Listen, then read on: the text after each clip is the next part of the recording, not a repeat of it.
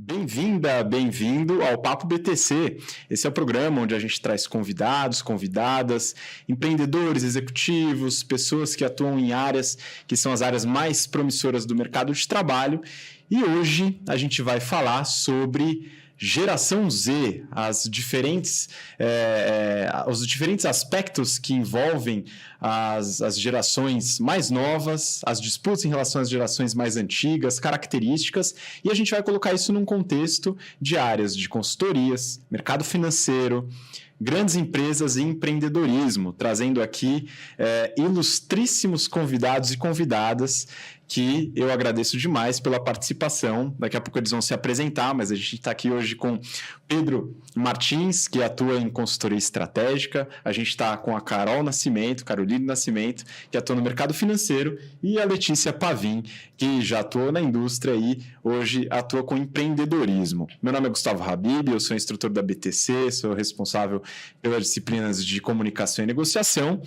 E, primeiro, antes da gente começar, eu queria convidar você a seguir a gente lá no Instagram. A gente tem uma página com um monte de conteúdo que você pode curtir, saber um pouco mais sobre as novidades da BTC. A página é Insta BT Company. Segue a gente por lá.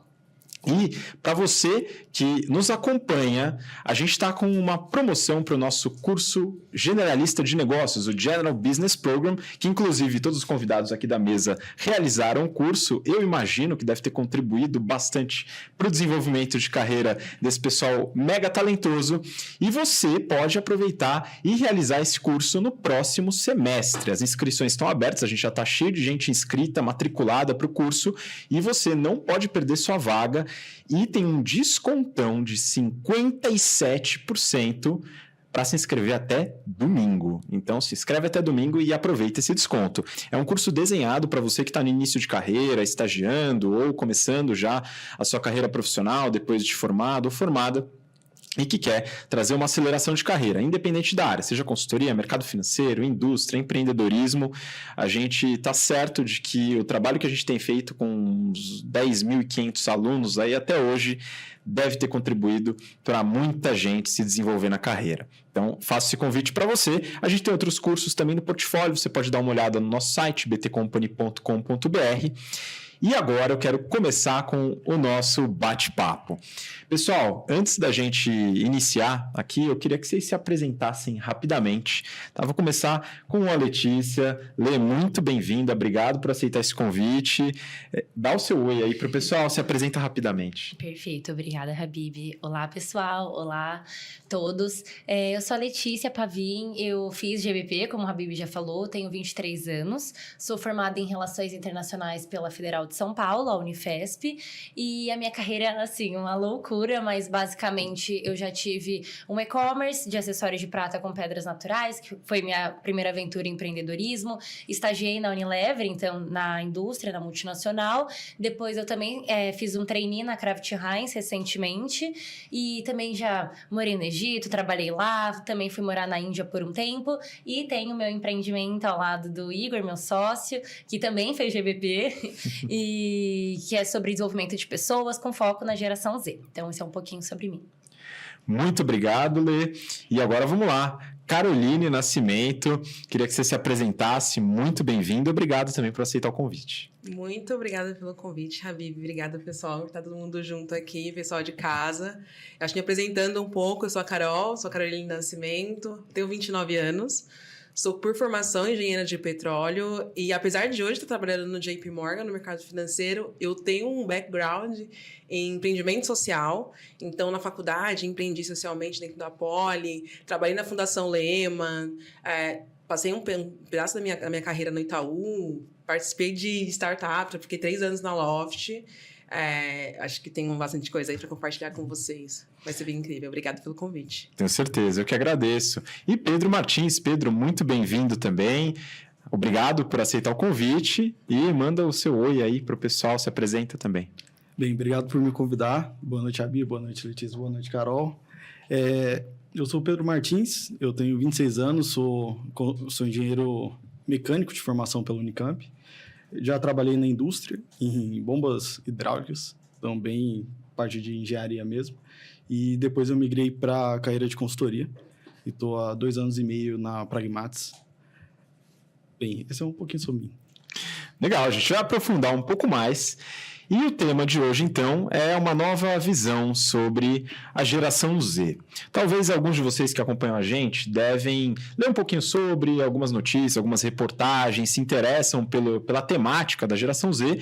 E a gente tem alguns temas virais que a gente pode comentar aqui também no episódio. Mas eu queria começar falando justamente sobre uma série de reportagens que relatam, né, que muitas pessoas da geração Z não têm interesse de crescer na carreira, né, de se desenvolver primeiramente de forma hierárquica, né, assumir posições de liderança, assumir novas responsabilidades. Eu queria saber se vocês observam isso nas áreas de vocês. A gente está tratando aqui com pessoas que atuaram nas áreas mais promissoras e atuam, né, nas áreas mais promissoras do mercado de trabalho, onde o desenvolvimento é muito bem visto, né? São áreas que têm experiências muito relevantes, enfim, e o crescimento ele é fomentado. Mas eu queria que vocês comentassem um pouco, vocês que fazem parte da geração Z, eu queria que vocês falassem um pouco sobre isso, né? Existe realmente essa tendência de não crescer, de não aderir novas responsabilidades? Quem que pode começar? Eu posso começar. Vai ler. Bom, justamente pela minha empresa, né, Rede Pavim, a gente estuda muito sobre o jovem, tanto pesquisas no Brasil, fora, conversar muito com jovens e líderes sobre, realmente isso vem sendo uma tendência, claro, os Estados Unidos sempre vem com esses termos, né, esses jargões que ficam virais e geram todas essas polêmicas, mas a gente vê cada vez mais essa coisa do jovem tá falando sobre equilíbrio entre vida pessoal e profissional, e isso não é à toa, e muito pelas redes sociais é aquilo, eu passei o dia todo trabalhando, eu entro nas minhas redes sociais e eu vejo as pessoas vivendo, né? Fazendo outras coisas e as comparações e tudo. Então, vem muito com essa angústia e aí, quando às vezes olha pra cima, tem líderes que, né, estão exaustos, não aguentam mais, parece que não tem outra vida, não fazem outras coisas. Então, é aquela coisa, o jovem tá vendo pelo exemplo que, nossa, ser líder não parece ser tão legal, não parece ser tão bom e saudável. Se eu aqui, às vezes, como estagiário, analista, tô sofrendo, não tô tendo tempo pra nada, imagina como líder assumir tantas responsabilidades. Então, eu acho que é muito mais nesse olhar de olhar para cima do que uma rebeldia de eu não quero fazer nada. Pelo menos eu vejo isso em algumas conversas. Mas também, quando eu falo de geração Z, cada vez mais que eu estudo, eu vejo muito que não é só esse estereótipo, né, dessas reportagens. Existem muitos recortes. Então, tem o jovem da geração Z que ele é uma pessoa em vulnerabilidade socioeconômica, ele não tá pensando nisso, ele só tá trabalhando porque ele tem que pagar as contas dele. E aí tem um outro que entrou e ele quer ser CEO semana que vem. E ele quer realmente entregar tudo de si, não importa quantas horas vai trabalhar. Tem um outro que tá mais perdido, tem um outro que vem com muitos questionamentos. Então, são muitos recortes. Mas essa parte do crescer a esse custo, ao custo da saúde deles, é uma coisa que a geração Z tá questionando muito. E existem muitas alternativas, existem muitos tipos de solução, mas é o momento das empresas se questionarem. Esse é o ritmo que a gente vai seguir? A gente vai adaptar? As equipes vão ser maiores? Vamos dividir mais responsabilidades? Porque realmente o jovem tá vendo outras alternativas. E até quando a gente entra nas redes sociais, a gente vê que não existe só esse meio. Então, por isso que às vezes ele rapidamente desiste. Porque ele vê que tem 1000 vagas no LinkedIn, tem outras formas de fazer dinheiro e que ele não precisa ficar ali por um salário mínimo, às vezes. Então, são muitas nuances, são muitas coisas a serem discutidas. De fato, agora eu queria ouvir muito vocês, pessoal, que são de áreas que historicamente buscam pessoas que apenas querem subir. Então, vamos lá, Carol. Eu acho que, na minha visão, é uma geração muito do propósito com um balance na vida. Então, assim, eu olho pra cima, eu vejo que a pessoa demorou 30 anos pra chegar lá. Eu quero chegar lá, mas eu sei que tem outros meios. Então, para chegar lá, eu preciso de um propósito. Tanto que, quando eu trabalhei em startup, eu via, no passado, sei lá, 30 anos atrás, você via as pessoas da minha faculdade indo só para o mercado financeiro, consultoria, os mercados mais conservadores. E depois de um tempo, uma galera indo para startup porque sabiam que conseguiam atingir certos patamares por outros meios. Tanto que hoje, dentro do JP Morgan, eu vejo muitos jovens, e aí, tipo, do Millennium / geração Z, isso assim, eu vou chegar lá. Mas você vai chegar lá porque você tem um propósito, você tem desafios no dia a dia que não envolvem só trabalhar 15 horas por dia.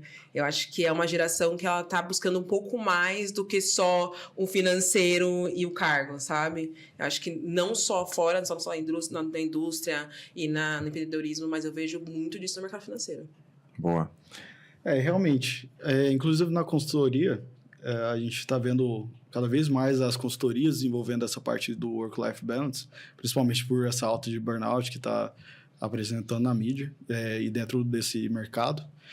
Mas eu também não vejo muito não tenho muita essa sensação do pessoal não querer subir, porque parte das empresas desse nosso mercado tem your power out, né? Então, se você não subisse, você sairia da empresa.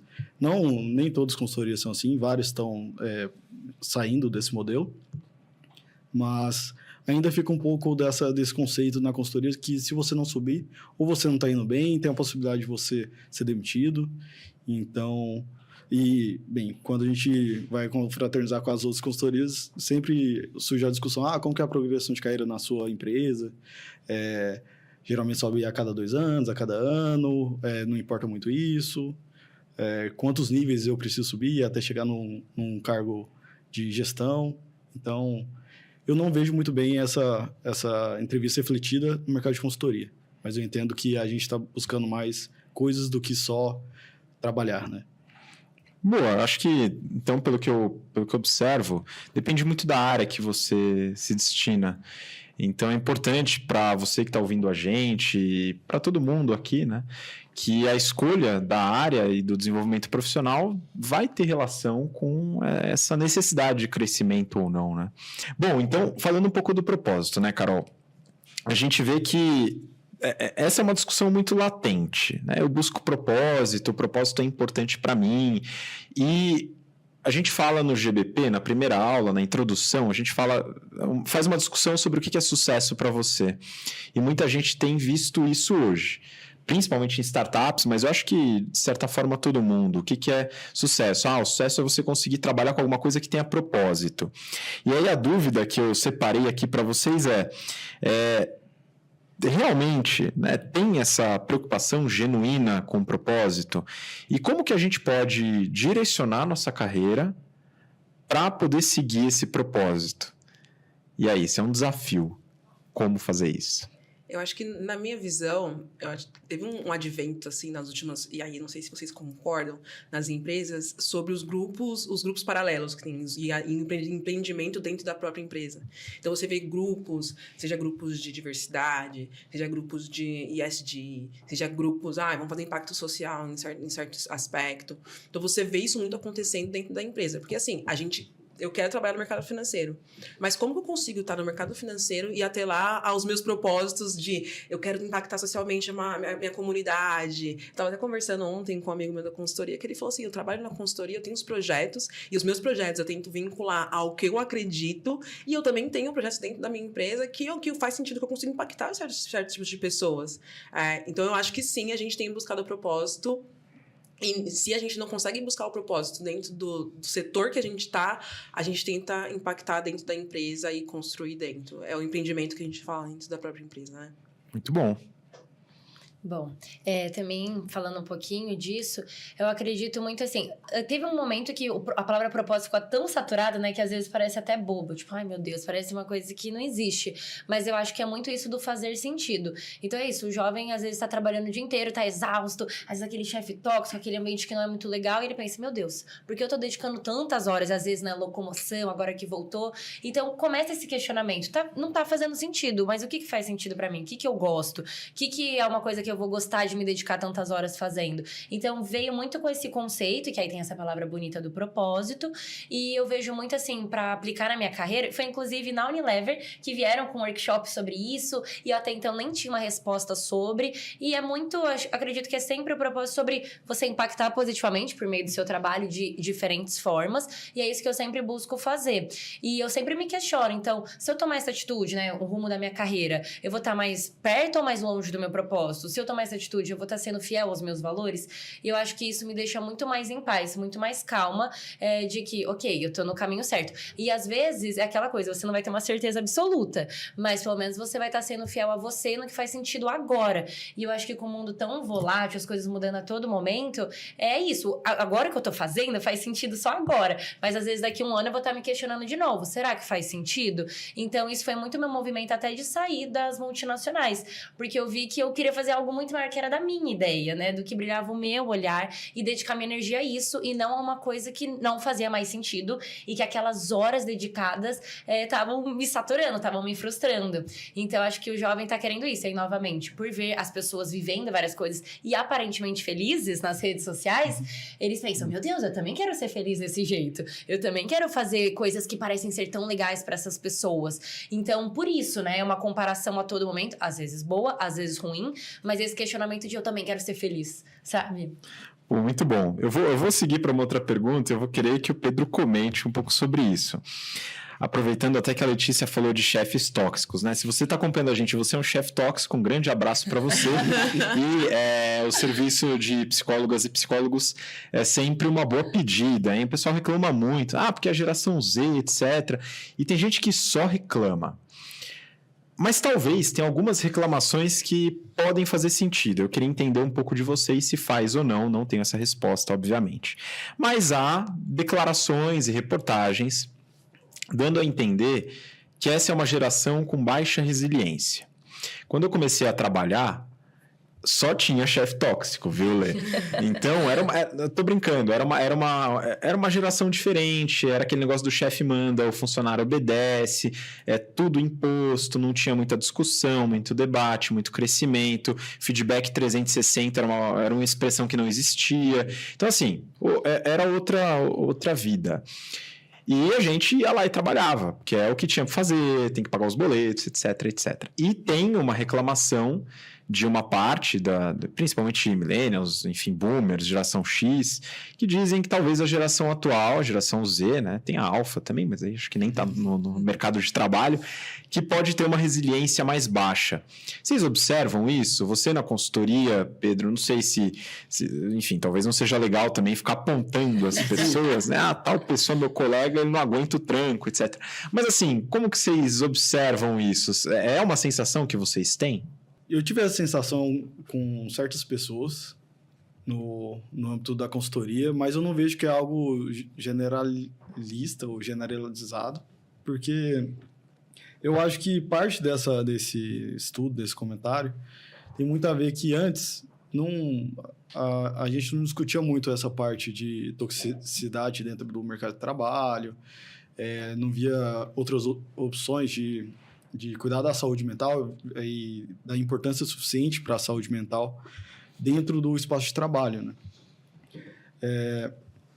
Então, acredito que hoje possa dar esse tipo de sentimento por conta que a gente está precisando ter essa preocupação para evitar burnout, evitar problema emocional, até pensando num sentido mais prático, para não cair a produtividade do pessoal que está trabalhando. O pessoal em consultoria trabalha entre, 12, 16 horas e precisa manter uma produtividade relativamente alta durante longos períodos, 4 meses dura um projeto, 6 meses.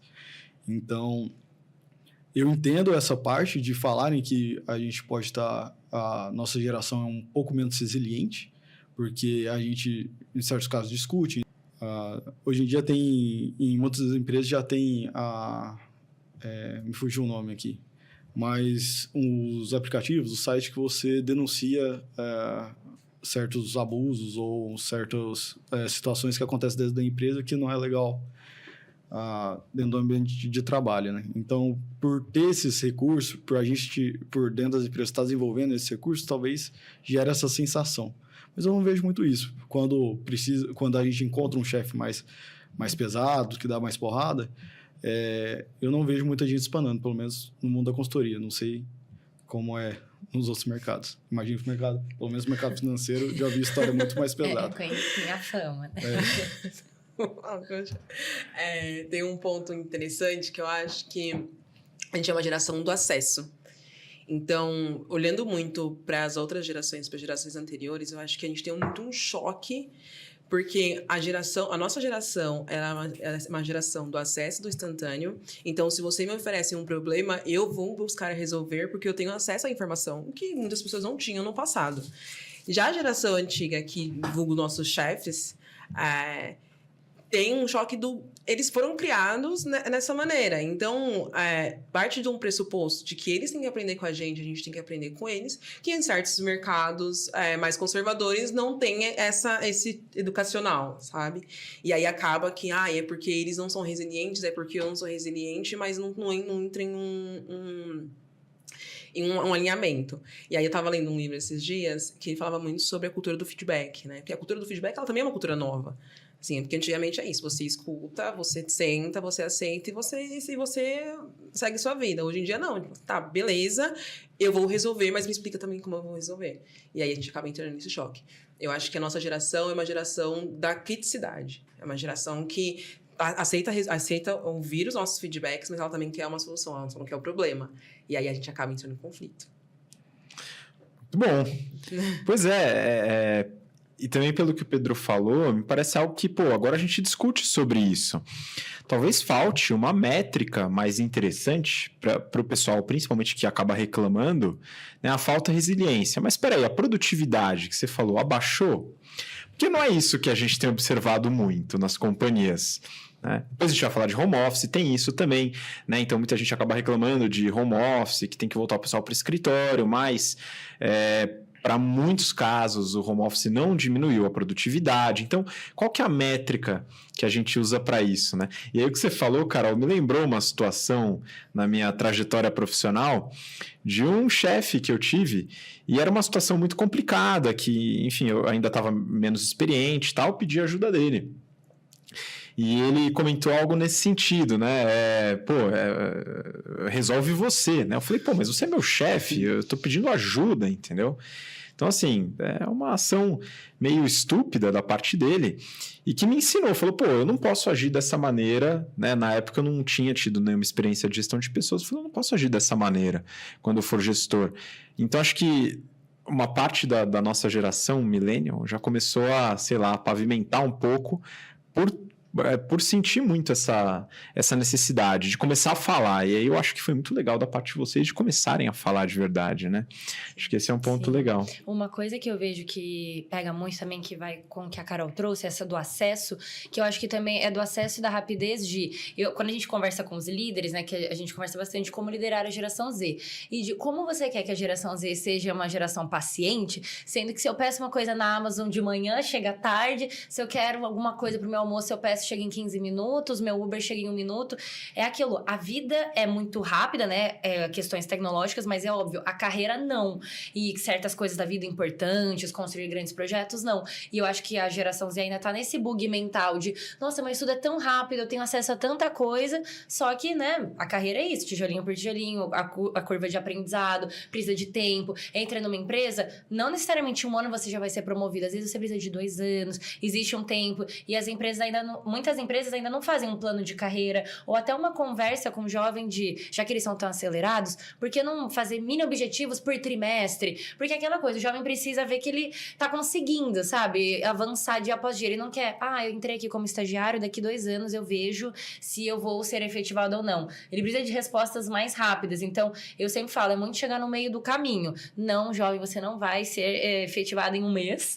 Você precisa de mais tempo. E também empresa, você precisa dar um respaldo, feedback, precisa conversar, precisa saber se ele tá no caminho certo ou não, porque senão ele fica aflito, angustiado e já começa a ver outras oportunidades. E aí, às vezes, até falando das toxicidades que você comentou, eu já passei aí por maus bocados em muitas situações, e é aquilo, você vai aguentando, mas tem um momento que você fala, gente, eu não tenho por que aguentar isso, eu posso fazer outras coisas, eu não estou preso aqui.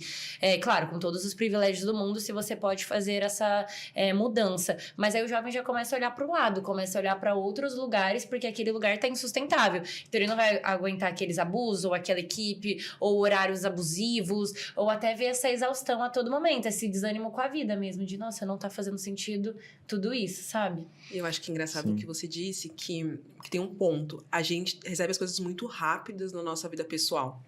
E aí, na empresa, como a gente precisa de tempo para crescer e se desenvolver, causa ansiedade.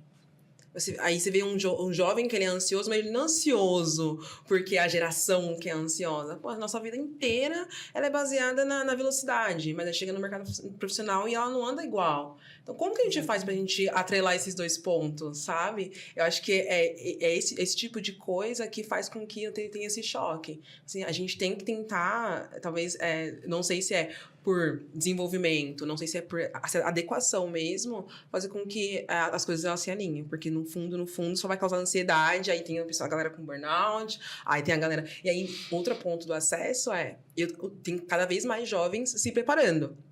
Estou me preparando e eu tenho acesso, por exemplo, a plataformas de emprego, tá fácil para mim. Não tá fácil para as pessoas mudarem. Então, como que eu retenho esse jovem que é um super talento, mas ele tá ansioso porque nossa velocidade não é igual a dele, sabe? É muito mais sobre um alinhamento, não sobre os dois mudarem, sabe? Pois é, vocês levantaram uma bela bola agora. A gente precisa falar sobre esse tema, né, pessoal? Ansiedade.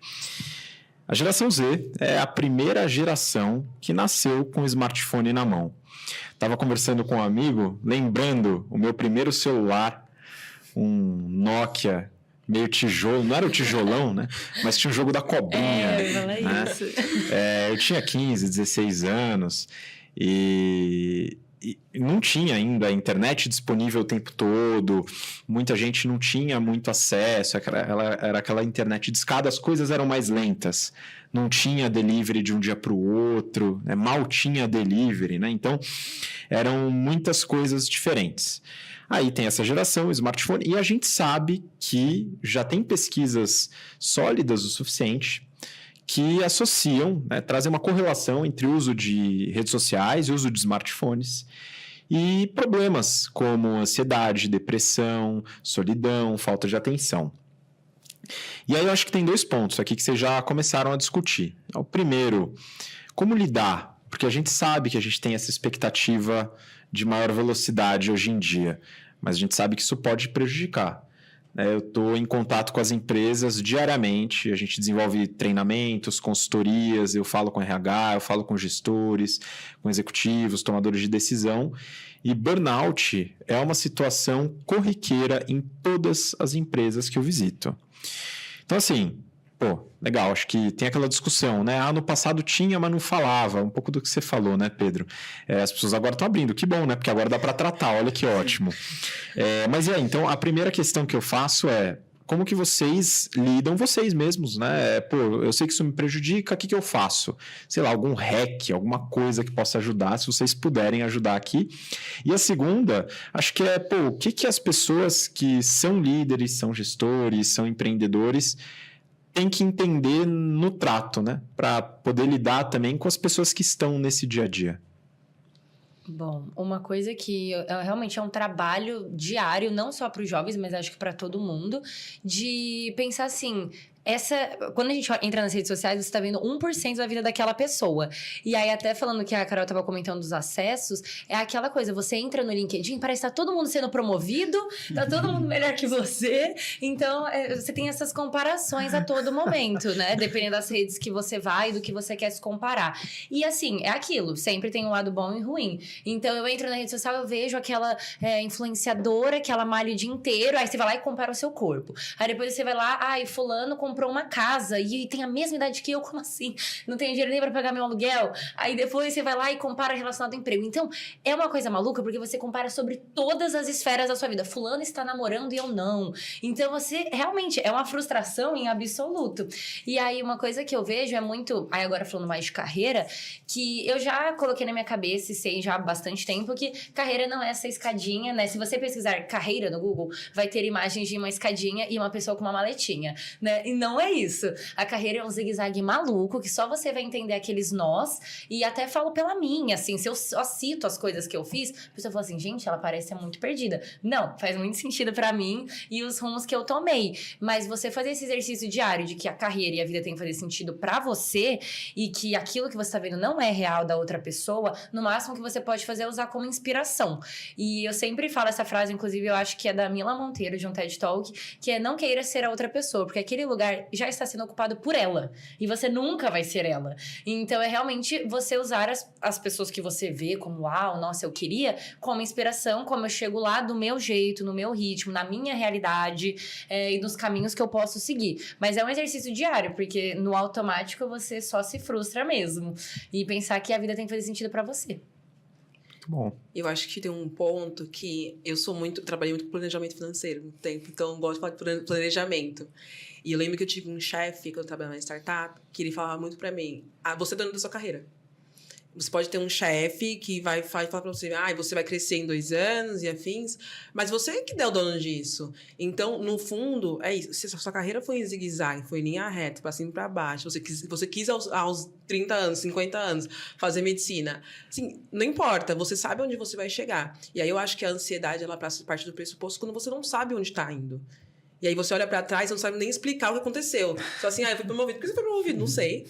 Mas eu entrei na empresa X. Mas por que você entrou? Não sei, surgiu a vaga, entrei. Então, assim, aí você não consegue explicar muito o que tá acontecendo com você e começa a te causar ansiedade. Então, eu acho que uma das formas de você evitar a ansiedade é você se planejar. Tá, onde eu quero chegar? Eu sei que pode ter diversos caminhos para ir lá, mas eu sei onde eu quero chegar e como eu vou chegar lá. Eu não cheguei... Eu quero ir fazer um CFA. Eu não consegui chegar no CFA por X caminho. Será que se eu fizer algum outro curso eu não consigo chegar lá? Eu acho que é muito parte do pressuposto de planejamento, que também causa ansiedade, e do work-life balance. Então, por exemplo, eu tento muito me planejar, mas... E aí, falando de experiência pessoal, eu sou muito do esporte. Então, vou jogar tênis, vou jogar handball, vou nadar, vou fazer academia, vou fazer qualquer coisa, e isso se que fosse meia hora por dia, que você precisa desligar de alguma forma. Vai ler um livro? Vai ler um livro. Eu acho que eu entendo das 14 horas por dia, mas se a gente não tirar meia hora pra gente por dia pra pensar, fica mais difícil e causa mais ansiedade ainda. Muito bom. Nossa, eu vejo o mundo da consultoria muito aliado a isso que a Carol falou agora. No final, talvez também pelo background de engenharia, tudo é planejamento, né? Uma das coisas que reduz a ansiedade, eu acho que uma das coisas que causa ansiedade, na verdade, são o nosso ideal de sucesso, né? Então, onde a gente quer chegar, quais são nossas metas, muitas vezes são metas muito longínquas, então a gente não vê a gente chegando até lá. E no final é tudo planejamento, né? Porque... para as carreiras que a gente falou até agora, geralmente os nossos sucessos estão aliados à proeza profissional, né? Mas para muita gente é criar uma família, ter a casa própria. E para tudo isso para tudo isso você tem que aliar o que você vai trabalhar, a sua fonte de renda, em relação aos seus objetivos pessoais também. Mas, por exemplo, você quer ter uma casa própria. Vamos explorar as oportunidades. Financiamento ou querer pagar somente sem financiamento? Para cada uma das opções, como que eu vou fazer? Aí você vai precisar da matemática financeira. Aí você vai e faz BTC, GBP. Isso aí, tem razão. Mas, no final, além de fazer sua meta para o sucesso mais palpável, fazer metas menores, talvez para atingir uma meta maior no final, se você tiver essas metas mais profissionais e, para atingir essa meta, eu tenho que trabalhar, você tem que pensar também um pouco em como eu consigo me manter bem, que no final a discussão em consultoria vai liberar endorfina, vai fazer um esporte, vai ler um livro, vai ouvir música, vai correr, vai encontrar amigo, vai fazer um happy hour no final da quinta ou da sexta. Vai fazer alguma coisa para te tirar um pouco do trabalho, tirar um pouco do pensamento 100% focado em projeto, em cliente. Então, eu vejo que uma das formas que o pessoal da consultoria e eu mesmo tiro minha ansiedade em relação à parte profissional é isso. Dessa forma. Acho que vocês deram umas dicas práticas boas, ajuda bastante. Eu vou ser sincero, não parei para pensar na questão do planejamento e das metas, aonde chegar como uma forma de manejo de ansiedade, mas faz todo sentido para mim, isso é curioso. Eu tenho as minhas táticas para lidar, que envolvem não usar redes sociais, justamente por isso que a Letícia falou, eu não tenho nenhum aplicativo de redes sociais no meu celular, e deixo para usar no computador, o que faz com que eu use muito menos, obviamente. E o esporte e outras atividades que também acho que centram, vocês colocaram. Agora tem uma outra questão, né, envolvendo ainda essa temática, que diz respeito a como avisar as outras pessoas que a gente está trabalhando isso, que a gente está tentando melhorar. E eu fui trabalhando, vou colocar eu, depois vocês podem eventualmente dar dicas, né, para gestores, pessoal do mercado, né, o que eles podem fazer para ajudar quem tem essas questões de ansiedade, que é muita gente, né? Eu aprendi a lidar com o e-mail de uma forma mais saudável, principalmente com o meu time.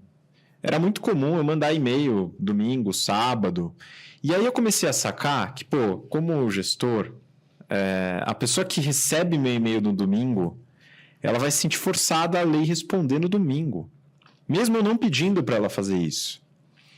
E, eu não queria isso. O que eu fiz? Eu comecei a programar meus e-mails. Eu estou trabalhando, às vezes eu faço errado e faço alguma coisa de domingo, eu vou lá e programo para receber na segunda-feira de manhã. Beleza, né? Tá tudo certo. Meu WhatsApp, o status dele é calma que eu já respondo.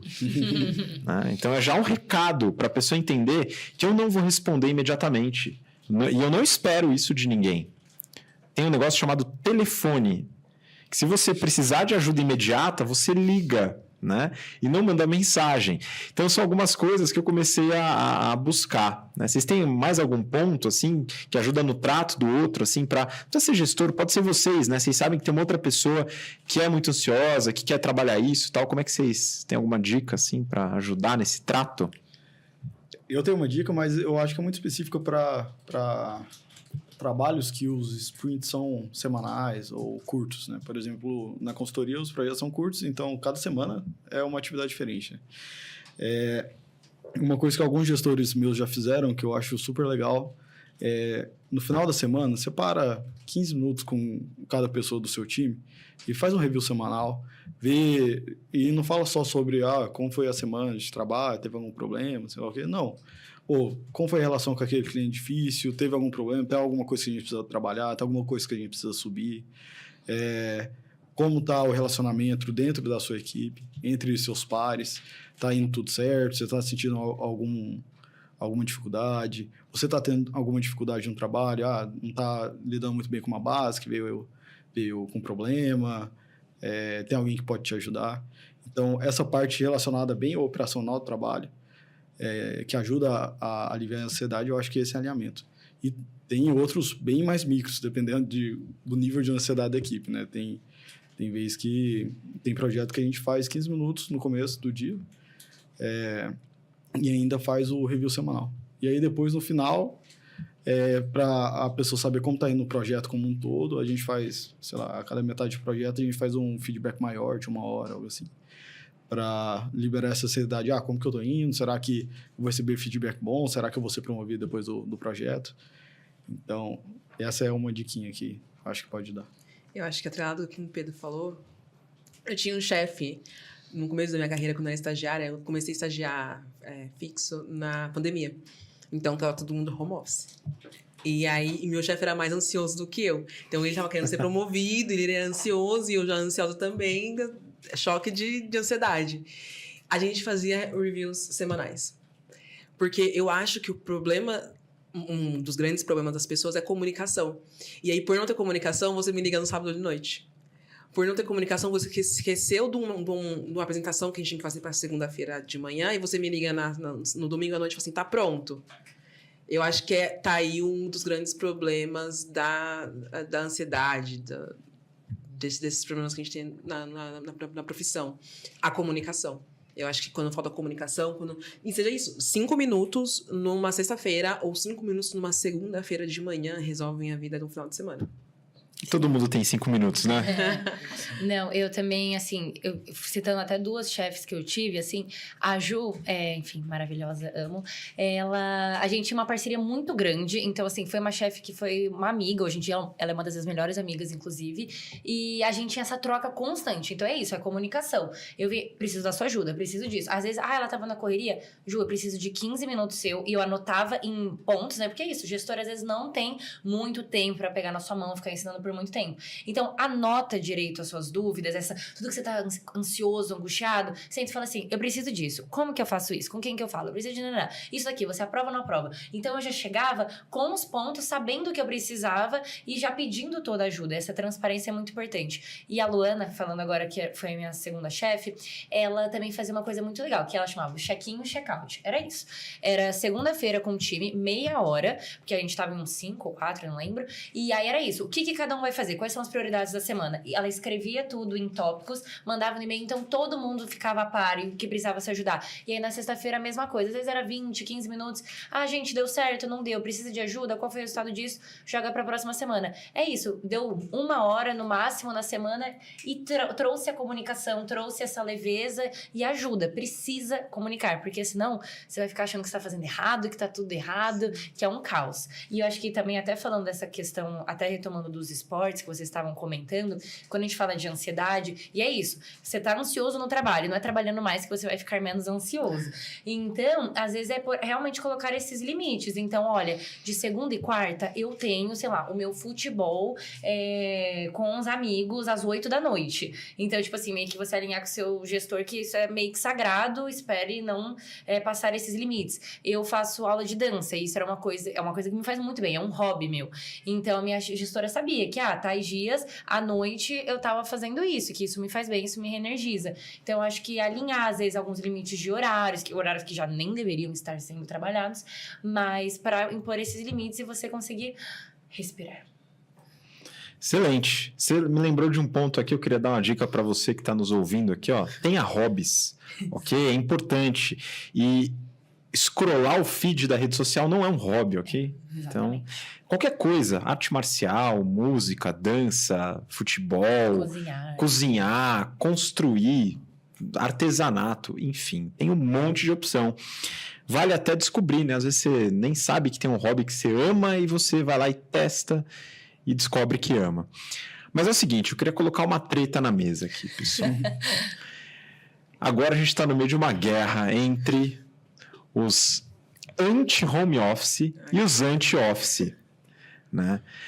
É o seguinte, a gente passou por um momento muito conturbado de pandemia, teve uma transformação e a gente agora tem essa discussão bem latente, né? Devido à estabilização, não tem mais nenhuma crise sanitária, por enquanto, espero que não mais, né, pessoal? Mas a gente não está hoje, então tem a opção de fazer escritório como sempre foi. Mas o período ele fez alguma coisa mudar. E aí eu queria saber de vocês, como vocês estão hoje, se é home office, se é híbrido, se é escritório, como vocês acham que é a melhor forma de trabalho e se a gente consegue chegar num acordo, né, pessoal? Porque realmente o negócio está fervendo. E aí? Olha, eu vou dar minha opinião. Eu falei pra vocês que comecei a estagiar na pandemia, então a gente tava full home office. E assim, eu tinha um chefe, também hoje é um dos meus melhores amigos, Gaudi, isso é incrível, que a gente se comunicava super bem, a gente tinha um time que se comunicava super bem. Então a gente conseguia, na época eu tava em FP&A, e a gente conseguia fazer um planejamento financeiro, e na época da Loft as coisas aconteciam rápido, então fazia planejamento financeiro de 3 em 3 meses e dava super certo, porque a gente conseguia se comunicar. Então, o distanciamento físico não era uma barreira. O problema tá quando a gente não consegue se comunicar. E aí você entra nos mercados, né, nos ditos mais conservadores, em que sim, tem muita gente que consegue se comunicar super bem, e tá tudo bem ter um híbrido, mas tem gente que não consegue. E aí, quando você não consegue, é mais fácil estar presencialmente. Hoje eu trabalho full presencial e eu prefiro trabalhar full presencial porque está mais perto das pessoas. Tem pessoas de todos os tipos ali que não têm essa cultura da full comunicação, da transparência. E aí, hoje, eu prefiro. O ideal, eu acho que é a flexibilidade. Se eu quiser trabalhar 5 dias na semana no escritório, eu posso. Se eu quiser trabalhar 3, eu posso. Eu acho que esse daí é o dito ideal. Mas não funciona em todos os lugares. Isso é um fato. Eu sou time híbrido. Eu gosto muito desse regime. Já trabalhei full presencial e já fiquei... durante a pandemia, fiquei um tempo full online. E, bem, para o mundo da consultoria, precisa ter um nível, pelo menos, de presencial. Principalmente com novos clientes, você não conhece ninguém de lá te conhece. Então, você tem que conhecer como que é o mercado dele, qual que é o problema que ele tem, ele te explicar ali no computador dele, ali do lado dele, ali na fábrica dele. Então, eu acho super importante a parte presencial. E até quando a gente não está no cliente, por exemplo, projetos internacionais, tem alguns projetos que a gente não vai no site do cliente. Ou não vai sempre para o site do cliente. Mas é bom ir no escritório para o time estar junto, conversar, fazer alguns alinhamentos. Mas eu vejo que, principalmente no mundo da consultoria, que assim, a priori não tem hora para acabar, depende dos alinhamentos que a gente faz entre o time. Um problema que tem com o CLT que não tem com a gente era que você, durante a pandemia, recebia mensagem 7 horas da noite, 9 horas da noite, dependendo, porque o seu chefe vai lá ver o que você fez durante o dia, em casa, e aí depois te manda mensagem. Aí já era ansiedade, que eu preciso fazer. Então, tem gente que odiava o ritmo online, né, durante a pandemia. Só que na consultoria eu vejo que isso não afeta tanto a gente receber mensagem à noite, porque não afeta tanto a produtividade, perdão. Receber mensagem qualquer hora do dia, porque provavelmente você vai estar trabalhando boa parte do dia. Então, a produtividade em casa, que você não tá indo ninguém ali do seu lado te tirar a atenção de uma análise que você está fazendo, ou algo do tipo, eu vejo que é importante também. Por isso eu prefiro o híbrido. Boa. Bom, eu sou time home office, mas assim, no quesito de eu entendo as particularidades, depende do trabalho, mas acho que essa guerra veio porque muita gente percebeu que, nossa, eu posso fazer exatamente o que eu fazia no escritório e na minha casa e estou entregando os resultados. Então, por isso que veio isso tão à tona. E aí, até falando de realidade de São Paulo, eu demorava 1 hora pra chegar no trabalho, mas a gente demora 2, 3. E aí, imagina que frustrante. Eu já ficava maluca de demorar 1 hora pra pegar metrô, ônibus, e odiava ficar ali esperando, correndo. Quantas vezes eu corria atrás do ônibus, chegava suando no trabalho para abrir meu computador e fazer exatamente as mesmas coisas que eu fazia na minha casa, e eu fazia todas as reuniões online, raramente, tinha vários momentos que não fazia presencial, porque sempre tinha alguém em casa, então aquela coisa que frustrante, porque quando você vai presencial, você tem que acordar muito cedo, aí você chega em casa acabado, e aí à noite demora muito mais, então para mim, era uma energia muito grande, sendo que o meu trabalho eu poderia fazer totalmente online, da minha casa. E também eu gosto muito dessa flexibilidade de, às vezes eu vou querer ir presencial sim, porque é legal, almoçar com o pessoal, conversas de corredor, tarará, reunião olho no olho, mas nossa, essa semana, sei lá, vou visitar minha família, por exemplo, é que eu tenho uma família muito misturada, meu irmão tá em Brasília, minha família tá em Recife, então ano passado eu vi minha família uma vez. E se eu pudesse ter o 100%, não 100%, mas Letícia, tudo bem você ficar uma semana trabalhando de lá. E aí eu poderia ter visto muito mais a minha família. E tem várias pessoas nessas condições, né, que vêm para São Paulo para trabalhar aqui e ficam presos, sendo que muitas vezes o trabalho dela, ela pode fazer da casa dela. Então isso me deixa, maluca. Mas eu entendo que tem vários outros que, beleza, você tem que estar lá, tal. Mas, por favor, dá um dia de home office, pelo menos, que é cansativo. Pode ser um dia de home office ou como algumas empresas têm testado o dia de 4 dias, né? A semana de 4 dias de trabalho. Também, possivelmente, não vai servir para todas as empresas, todos os segmentos, mas tem já alguma evidência mostrando que mantém a produtividade. Então, são vários testes. Eu não tenho uma opinião formada, eu faço muito home office, mas eu saio muito para ir para cliente. Mas eu vejo pouco o meu time. É uma coisa que eu eventualmente sinto falta. Estou numa situação de vida onde ficar em casa é muito benéfico, porque eu aproveito meu filho, que está pequeno, né? É uma situação que não volta, né? Mas, enfim, eu vejo alguns benefícios também em juntar o time para várias coisas, para fortalecer relacionamento, para debater alguma coisa que talvez não fosse debatida, mas também tudo depende da etiqueta do home office. Porque se você vai para o home office e começa a marcar reunião virtual toda hora, também não adianta muito, né, Pedro? Você falou, putz, eu preciso de um tempo para montar um relatório, mas você tem 15 reuniões virtuais, que no escritório é resolvida num cafezinho rapidamente, né? Então, tem esses aspectos. Então, acho que... Podia ser o e-mail. A reunião podia ser um e-mail, Mas acho que é muito ou trabalhar podia a ser um papo de comunicação. 3 minutos no café. Vocês já marcaram uma reunião de 5 minutos Sim. na agenda? Não online, né? Online, não online. Já marquei de 15. não. De 15, né? Então, mas tem coisas que você pode resolver em 5, eventualmente. Mas sim. ninguém marca, né? Reunião de 5 minutos. Ó, pessoal, a gente tá com uns 50 minutos de programa. Passou rápido, né? Nossa, Sim. Bastante coisa. A gente falou bastante coisa sobre a geração Z. E acho que a gente pode mesclar esse tema também com mercado de trabalho. Então, geração Z e mercado de trabalho.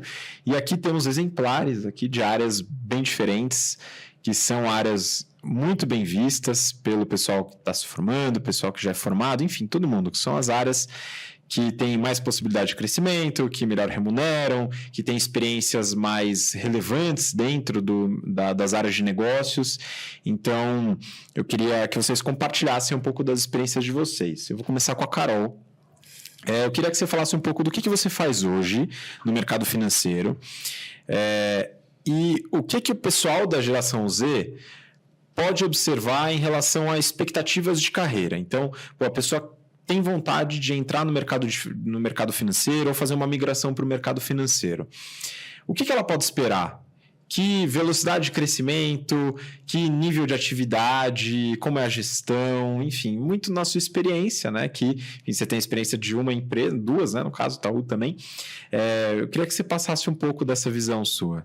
Boa, perfeito. Acho que falando um pouco de Itaú, eu fiz um summer de Itaú, na verdade, em 2018. E eu fiz no varejo, lá no Jabaquara. E é totalmente diferente do mercado de atacado de um banco americano, né? Então, são visões diferentes. Não tenho muito uma perspectiva, né, hoje do Itaú, porque eu não estou mais lá. Mas falando um pouco do JP Morgan, hoje eu trabalho numa estrutura que a gente chama de payments, numa área que chama real-time payment. E aí, dando uma explicação grande sobre o que é isso, é basicamente formas de pagamento real-time, ditos PIX, pagamento digital e afins, num banco americano. E aí, pensando num banco americano investindo em pagamentos digitais no Brasil. Assim, é uma área de super crescimento. Então, se eu vou falar hoje, nessa vertente, que não tem só no JP Morgan, mas como tem outros bancos americanos e bancos brasileiros no Brasil, que também está em crescimento, porque a gente vê o advento do Banco Central colocando esforços nisso, é uma área em crescimento. Assim. Então, sim, tem crescimento, tem investimento, tem desenvolvimento. Eu acho que sim, é uma super porta de entrada para quem quer iniciar ou para quem quer mudar de carreira. Então, acho que esse é um pouco do overview que eu dou sobre o que eu faço hoje. E a carga horária, gestão, modo de trabalho. Eu acho que é muito sobre carga horária, é muito sobre você com você mesmo. Assim, se você falar assim, eu vou trabalhar 16 horas, tem trabalho para 16 horas. Você tem um time que ele tá olhando para work-life balance, como é o meu time, que a gente fala disso frequentemente, então 16 horas vai ser só se você quiser. Então, assim, trabalho sempre vai ter. Não só como no mercado financeiro, mas como na consultoria, como na startup. Eu acho que a gestão, assim, a gente tem pelo menos eu tô falando da minha gestão, é uma empresa que ela olha muito para pessoas. Eu acho que é um dos bancos americanos aqui no Brasil, olhando para o Brasil, que mais coloca investimento em pessoas. Eu não estou falando sobre remuneração, também sobre remuneração, mas estou falando sobre olhar sobre desenvolvimento mesmo, sobre o que você está aprendendo, sobre ferramentas e afins. Então, sim, acho que é uma boa porta de entrada. Show de bola! Então, temos uma experiência muito boa aqui no mercado financeiro para você que quer se desenvolver nessa área. Tem várias formas de se desenvolver no mercado financeiro. Falando só, por exemplo, de banco ou banco de investimentos, tem áreas de crédito, análise de riscos, tem áreas de research, tem áreas comerciais, trading, um monte de áreas de tecnologia. Enfim, é bem abrangente. Consultoria. Consultoria talvez tenha um campo um pouco mais restrito, falando de áreas de atuação, mas o consultor e a consultora têm uma série de possibilidades de desenvolvimento, inclusive trabalhar com projetos diversos, né, Pedro? Então, queria que você falasse um pouco do que você faz, qual é o seu dia a dia hoje, enfim, como que é a forma de trabalho e a pessoa da geração Z que hoje está buscando aí uma consultoria tática, consultoria estratégica, enfim, o que ela pode esperar desse tipo de área? Bem, exato, Habib. A consultoria, ela tem assim, uma pluralidade de tipos de consultoria, né? Consultoria estratégica, gestão empresarial, aí tecnologia, RH, etc. Mas focando mais em consultoria estratégica e de gestão empresarial, você sim trabalha, tem essas dois ramos, mas dentro delas você pode trabalhar mais como especialista, que é uma área que poucas pessoas sabem quando estão entrando na consultoria que existe. E a outra área que é a generalista, que é o BI que a gente mais conhece, né? Que trabalha em qualquer tipo de mercado, qualquer tipo de metodologia, qualquer tipo de empresa, né? O mercado da consultoria em si, a gente viu um boom na pandemia. Então, entre 2020 e 2022, cresceu assim, muito. A gente viu um monte de gente sendo contratada, um monte de promoção ocorrendo. E depois, mais para entender, assim, as empresas estavam muito com dúvida no como esse mercado durante a pandemia, pós-pandemia, quanto tempo ia durar a pandemia. Elas estavam querendo reduzir custo, porque estavam com uma expectativa de baixa demanda em todas as empresas, que não foi uma coisa que a gente viu em todas as empresas, né?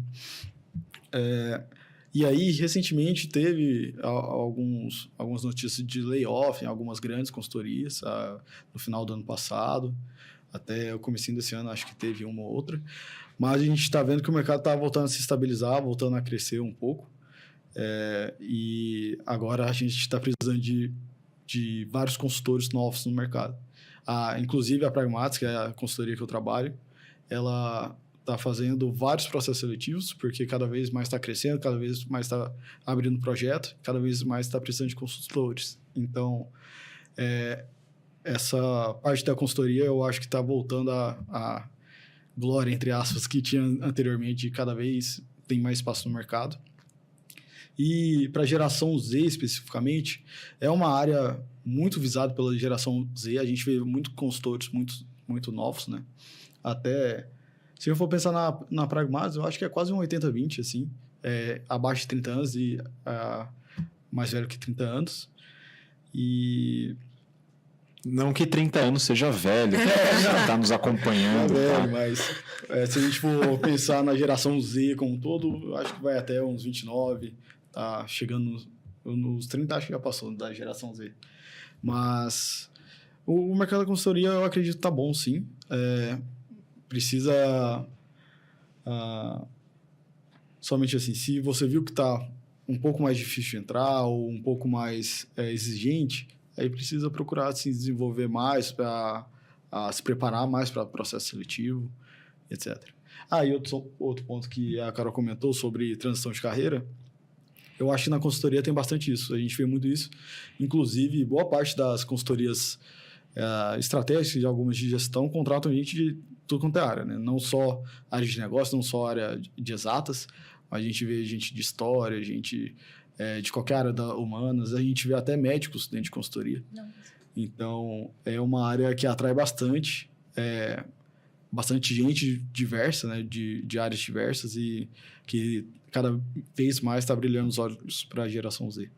Legal você falar isso, que eu estava ontem na Universidade Federal do ABC, batendo papo com o pessoal sobre carreira, áreas do mercado de trabalho, falando das áreas de vocês aqui. E rolou essa pergunta, né? Eu faço história, eu faço administração, economia, ciências sociais, tal, áreas diferentes, farmácia. Eu falei, olha, eu conheço muitos casos de ex-alunos nossos, principalmente, que é com quem eu tenho mais contato, que atuam em consultoria, atuam no mercado financeiro e têm graduações diversas. Então, o que antes era mais restrito, hoje as empresas têm ficado com a cabeça um pouquinho mais aberta, o que é bom para todo mundo. Acho que melhora o ambiente de inovação, né? Tem uma diversificação de pensamentos que só colabora. E a gente estava falando antes, né, Pedro? Muitos consultores oferecem, por exemplo, a oportunidade de você fazer um MBA fora do Brasil. pago pela consultoria, facilidades de desenvolvimento, etc., que eventualmente também algumas áreas do mercado financeiro podem fazer, que consultoria acaba sendo um pouco mais famoso aí nesse sentido. Lê, você foi picada, né, pelo marimbondo, eu ia falar mosca, né? O marimbondo do empreendedorismo, né? Enfim, você atuou na indústria, você atuou em 2 indústrias de bens de consumo muito grandes, e eventualmente você pode comentar um pouco da experiência também de indústria, trainee, que é um desejo de muitos nossos alunos, pessoal que nos acompanha também, mas principalmente do empreendedorismo. E aí uma dor específica no empreendedorismo. Hoje, muita gente da geração Z, sabendo que tem oportunidades razoavelmente mais fáceis do que no passado de você começar um negócio, se incentivam, mas justamente não sabem como começar. Ficam travados, né? Pô, eu tô com uma ideia meio etérea aqui e tal, mas eu não sei.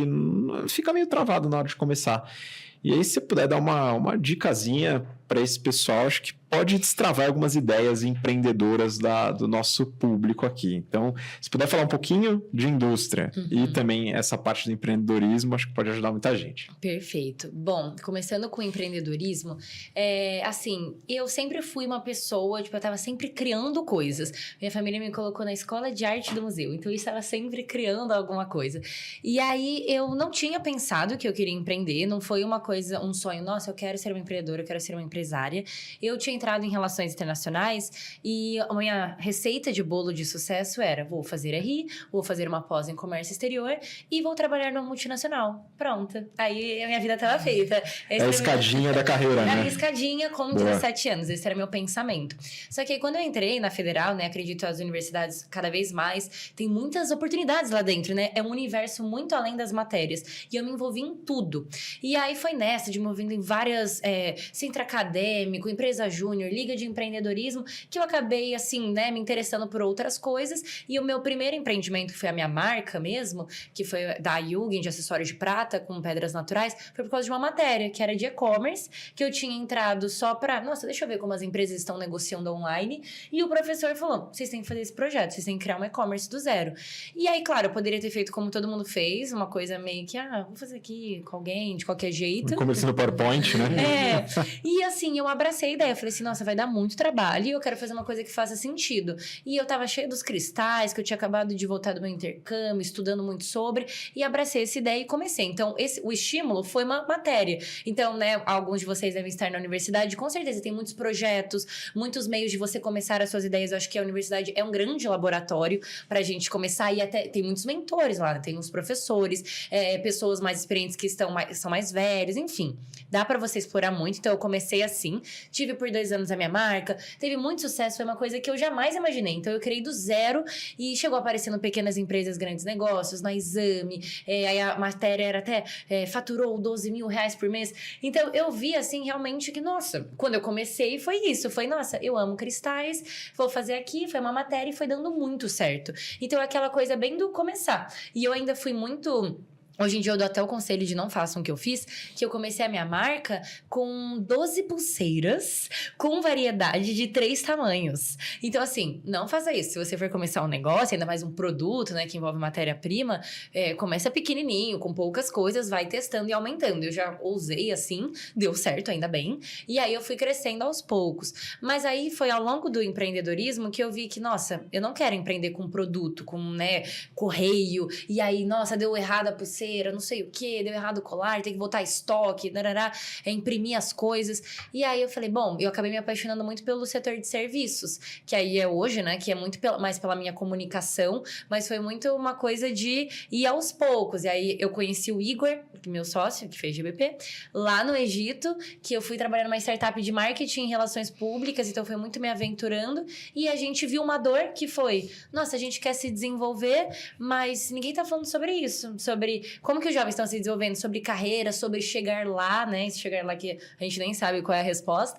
Mas, e aí a gente começou a se conectar com outros jovens empreendedores. E aí foi na conversa com pessoas mais experientes que a gente, falaram, nossa, isso daí dá uma empresa. Por que vocês não fazem isso?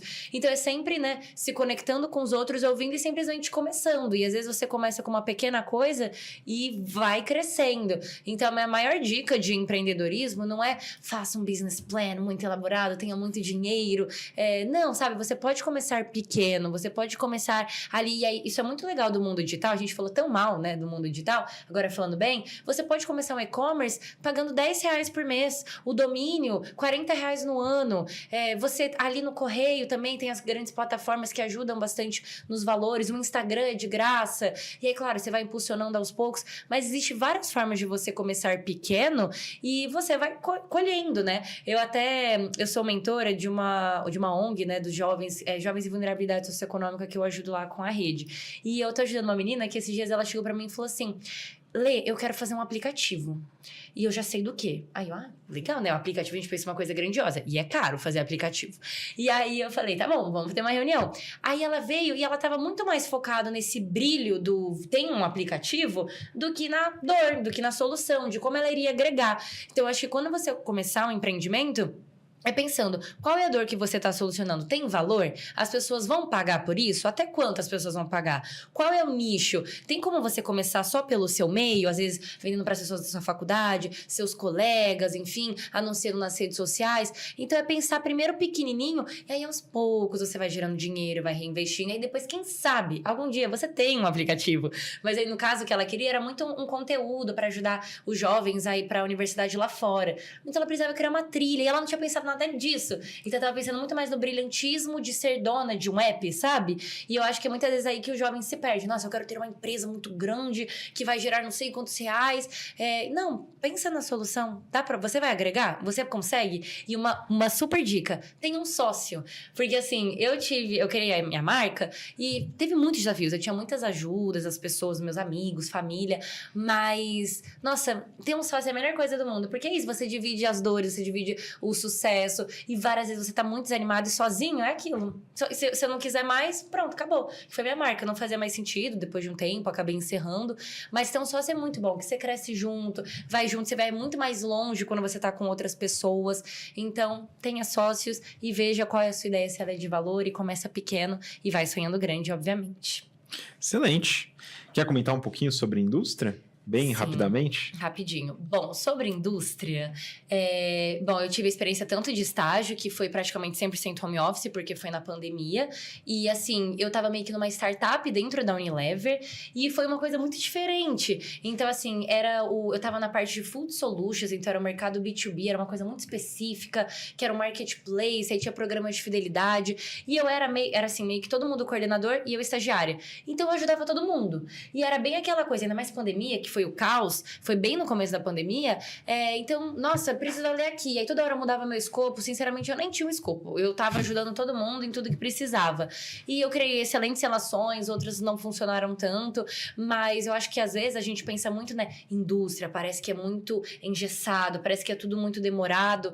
Mas, pelo menos essa minha experiência na Unilever, ainda mais que eu tava nessa parte muito ágil, não foi nada disso. Era uma coisa, toda hora revendo estratégia, mudando rumo, vamos junto. E aí, muitas reuniões online, porque tava na pandemia, mas teve muitas partes positivas, e tanto que eu cheguei até a chance de intraempreender. A Carol falou aqui, né, sobre o intraempreendedorismo, que a gente tinha 2 programas de fidelidade e o diretor acabou me dando a chance de ser dona de um dos programas.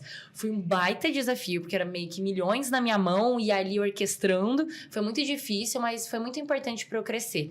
E já na Kraft Heinz como trainee, foi o programa assim bem robusto, de entrar 2 meses de onboarding, e aí internacional, né? Então, eu tinha conexões com os trainees do mundo. E aí, depois eu entrei na área de RH, em Talent Management, e eu tive um projeto. Eu tive que fazer um projeto que foi de mapear os cargos críticos da empresa e o plano de sucessão. Então, eu, que tenho muito da minha comunicação, foi um projeto muito legal pra mim, porque eu tinha que me conectar com os líderes da empresa toda e mapear quais eram os cargos e as soft skills e hard skills pra estar nesses cargos, e quem que tá lá, o que precisa desenvolver. Então, foi assim, claro, teve muito desafio, várias quebras de expectativa, porque você constrói ali uma ideia e vai mudando. Mas foi um projeto que teve muito a ver comigo e com muita visibilidade. Como um trainee, geralmente, né, vem disso da visibilidade, a gente tinha muita visibilidade. E aí, depois, me colocaram numa segunda área, que foi de categorias. É uma área até difícil de explicar, mas basicamente, por eu estar no RH, era aquela coisa mais genérica. Eu poderia estar fazendo mapeamento de cargos críticos em qualquer empresa. Então, ter entrado em categorias, eu entendi mais do negócio, das marcas. Só que foi muito difícil pra mim. Foi um momento muito difícil da minha carreira, muito frustrante, porque eu não tinha nenhuma habilidade pra estar lá. E assim, eu acredito em certas habilidades que talvez você não vá desenvolver. Então, assim, eu ralei muito, eu sofri muito naquele momento, eu aprendi muito também, como sempre, a gente aprende, mas foi muito desafiador, porque eu tinha que ver as precificações dos produtos, as estratégias de venda, fazer 1000 planilhas, e eu não tinha as habilidades para entregar naquele tempo. Então, foi muito, muito difícil, e aí, tanto que acabou o trainee, e acabei sendo alocada para a área que eu queria mesmo, que era marketing. E aí, eu cuidei do marketing de Quero, a marca Quero do milho, sabe? Molho de tomate. E aí, também era uma parte que eu pude inovar, que eles falam muito com mulheres empreendedoras, então tinha muito mais a ver comigo. Mas foi aquela coisa, foi importante ter participado de categorias para entender mais de negócio, entender mais dos produtos e conseguir entrar no marketing. Aquela jornada, assim, de ups and downs que depois faz sentido. Então, foi um pouquinho essa experiência. Legal. Então, são várias experiências que a gente tem aqui. O pessoal que está acompanhando a gente pode sacar e começar a pescar, né? Pô, legal, acho que isso daqui faz mais sentido para mim e tal. Eu vou passar para uma pergunta aqui que o pessoal mandou antes da gente começar a gravar. Perguntaram sobre erros e acertos na trajetória profissional. Eu vou falar rapidamente, então, e aí vocês vão se sentir mais confortáveis, né? Eu vou falar um erro e um acerto na minha trajetória profissional.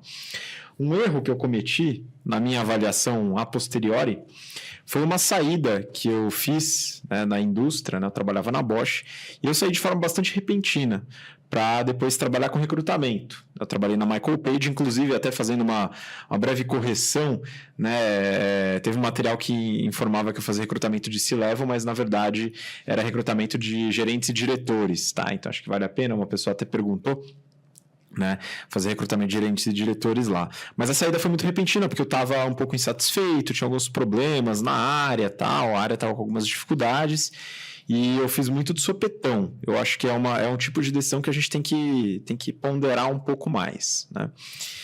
E o acerto certamente foi entrar na BTC. Isso foi em 2016 para 2017.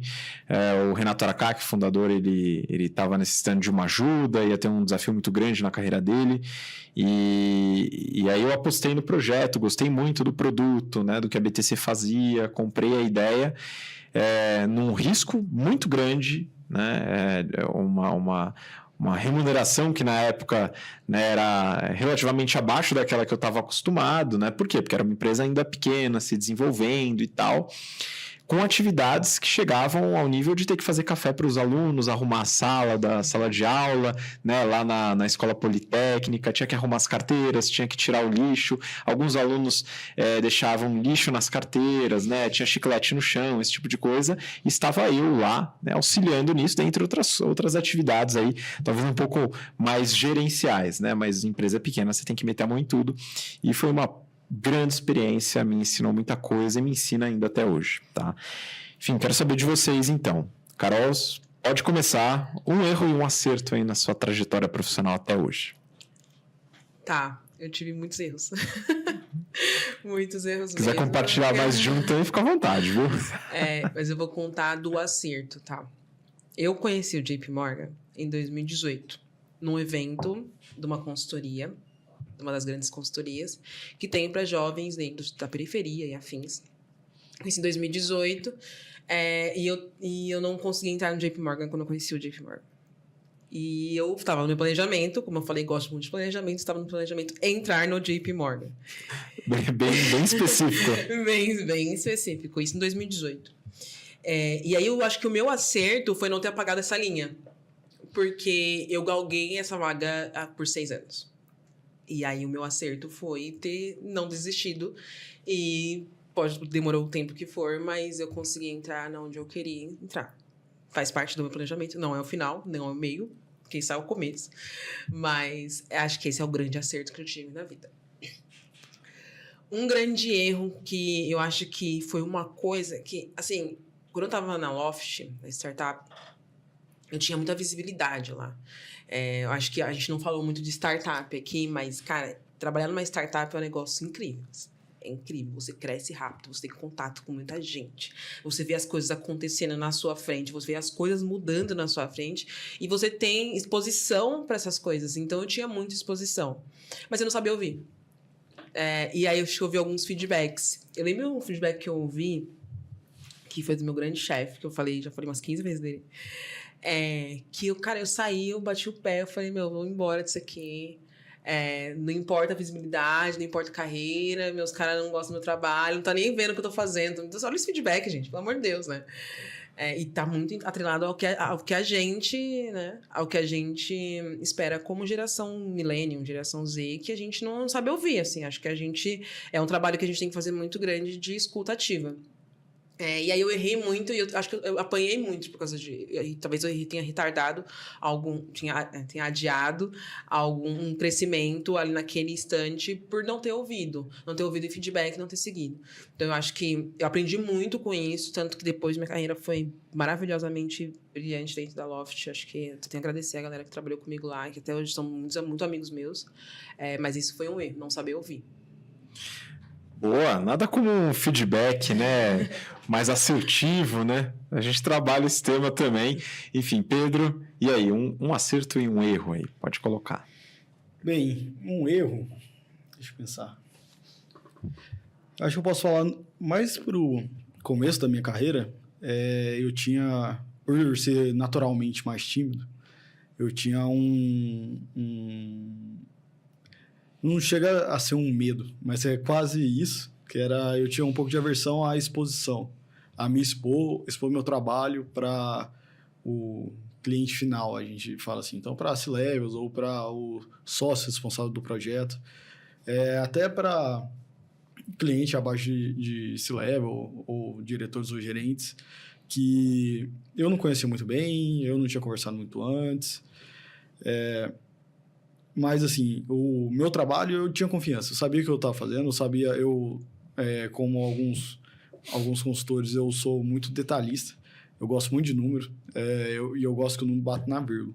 Então, eu sabia que tudo que eu estava fazendo ali estava certo, mas eu tinha um pouco de receio de me expor. O meu gestor sabia, eu já tinha explicado para ele, deixa ele passar para o sócio responsável pelo projeto, ou deixa ele passar para o cliente. E eu vejo que isso é um atraso para o seu desenvolvimento. Porque quando você se esconde ali no seu casulo, na sua zona de conforto, você não tá andando para frente, você está parado ali. E é uma coisa muito crítica para uma pessoa que tem esse perfil de ambição de crescer, crescer rápido ou se desenvolver o mais rápido possível, que era um dos motivos que eu entrei na consultoria. E aí, um dos acertos relacionados com esse erro foi eu consegui mentores muito rápido na Pragmatics. Tem um programa de mentoria muito legal lá. Primeiro com a Tainá e depois com o Vitinho, que é meu mentor até hoje. Pegar essas coisas que estavam me atrapalhando, fazer uma reflexão própria dos problemas para o meu desenvolvimento e minha meta seria corrigir eles. Tudo bem que a gente tem que atacar nossas fortalezas também, então tudo que é nossa fortaleza a gente tem que desenvolver, ainda mais porque é aquilo que você se destaca, né? Mas tudo aquilo que te atrapalha, tudo aquilo que atrapalha seu desenvolvimento, suas metas, você tem que refletir em cima e ver como atacar. E aí um mentor, um parceiro que trabalha no mesmo mercado ou está um pouco à sua frente dentro da empresa, eu acho muito importante para discutir, refletir junto e falar, olha, quais são os próximos passos? E a partir disso, cada vez mais eu me expulso para cliente, cada vez mais eu me expulso dentro da Pragmatics, que também eu acho uma empresa incrível por esse nível de exposição que ela permite a gente. Então, quando eu era estagiário, eu já apresentei para o sócio fundador da empresa. Então, essa é uma parte bem legal e eu acho que é um acerto muito grande. E um acerto grande, meio na sorte, foi entrar na Pragmatics e ter essa chance de sair desse meu casulo que eu estava meio dentro da faculdade, isso antes da faculdade, no comecinho da minha carreira profissional. Então, acho que esse foi um erro do começo da minha profissão e um grande acerto que foi a partir desse erro. Muito bom, correção de rota, né, Pedro? Muito exato. Importante. E um abraço para o time da Pragmatis, não sei se tem alguém acompanhando aí, Thiago, Giba, o Alexandre, Ricardo e o Vitor também, que colocou a gente lá dentro, né, fez essa aproximação. Pessoal realmente muito competente, eu acho que também no desenvolvimento de pessoas. Letícia, e aí? Vamos lá. Bom, vamos lá. Eu fiquei pensando aí com as respostas deles e vou começar pelo meu acerto, que eu acho que, assim, uma coisa que eu sempre falo que é muito interessante se o jovem tem essa oportunidade de fazer. Um grande acerto meu foi ter ido trabalhar no Egito, que é uma coisa totalmente, né, diferente de tudo, porque foi lá que me abriu muitos olhos sobre o mundo, sobre como era um país totalmente diferente, uma coisa, foi um choque cultural muito grande. E quando eu decidi fazer a RI, sempre foi muito por esse olhar já pelo mundo. Eu tinha feito intercâmbio para Espanha, mas aquela coisa, né, meio que parecido o jeito de agir, enfim, tudo. E o Egito foi assim, meu Deus do céu, isso é outro mundo. E aí, inclusive, né, aquela coisa do efeito borboleta, foi onde eu conheci o Igor, meu sócio, que a gente, né, começou a nossa empresa. E aí foi muito também que eu vi o quanto eu queria desbravar mais o mundo, quebrando estereótipos desses países. E uma coisa que eu esqueci de falar, atualmente, né, eu tenho a minha empresa, a Rede Pavim, ligado a desenvolvimento de pessoas, mas eu também crio conteúdo sobre viajar sozinha pelo mundo para lugares mais diferentes. E eu uno muito também a minha formação, porque eu negocio com o Ministério de Turismo. Inclusive, mês que vem, no final, eu tô indo desbravar aí um continente por 2 meses ao lado, patrocinado por esses ministérios. E isso não teria acontecido, talvez, se eu não tivesse ido pro Egito. Então, foi muita essa coisa de eu sou dona da minha carreira, como a Carol falou, e uma carreira que, às vezes, para alguns é tipo, meu Deus, que loucura. Mas faz muito sentido para mim. Hoje em dia, mais do que nunca, eu vejo o quanto eu uno tudo. E eu acho que o Egito, né, ter ido fazer um trabalho lá, mudou muito os rumos. E agora, falando de erro, falando mais do mundo corporativo que eu enxergo, eu sinto, né, justamente por eu ter esse meu jeito muito aberto, eu quero conversar, né, mais assim, simpática e ingênua, eu aprendi muito a ter maturidade ao longo dessas 2 experiências que eu sinto que eu errei nas pessoas que eu confiei em alguns momentos, e foram momentos chaves. Então, assim, às vezes a gente entra, né, a gente tá ali no começo de carreira, achando que todo mundo quer o nosso bem, todo mundo quer ajudar, que você pode se expor, você pode ser 100% vulnerável, e eu sou muito a favor do poder da vulnerabilidade, até porque sou fã de Brené Brown, acho que vocês devem conhecer, mas acho que a gente tem que ser vulnerável com a pessoa certa, e ainda mais no ambiente de trabalho. Então a gente tem que saber muito com quem a gente fala, com quem a gente não fala, e eu sinto que em momentos muito importantes, até um mentor meu, que foi meu ex-chefe, falou, você confiou na pessoa errada naquele momento. E aquilo pra mim, hoje é muito claro, mas naquela época era assim, nossa, talvez um brilhantismo, tipo assim, nossa, eu vou ali, sabe? Parece legal. E aí o outro também, outros momentos que eu sinto que eu não devia, sabe? Você tem que tomar mais cuidado. Eu acho que quando você tá numa empresa, você tem que entender quem são os jogadores, quem são as pessoas de poder, até onde você pode ir, até onde você não pode. E ter mais essa malemolência que o mundo corporativo pede, né? Precisa mais de diplomacia, de cuidado, né? Tem uma politicagem, não no sentido negativo, eu digo, de saber, olha, aqui eu não posso abrir tanto, aqui eu posso abrir mais, com essa pessoa eu tenho que tomar mais cuidado, com essa eu posso ser mais aberto. Então, eu acho que foi esse meu erro, ter sido ingênua demais em alguns momentos. Bom, boas experiências. A gente fala sobre isso em negociação estratégica. Vocês vão lembrar lá dos temas, não sei se eu cheguei a dar aula para vocês desse tema aí. A gente fala do dilema do negociador, na cautela, na abertura de informações, dependendo da construção de confiança. Tem muito a ver com isso, com a vulnerabilidade. Legal, a Brené Brown realmente tem um TED Talks aí histórico, né? E uma produção também bem relevante. Tem outra pergunta do público, né, do nosso povo que nos acompanha, que diz respeito a hard e soft skills.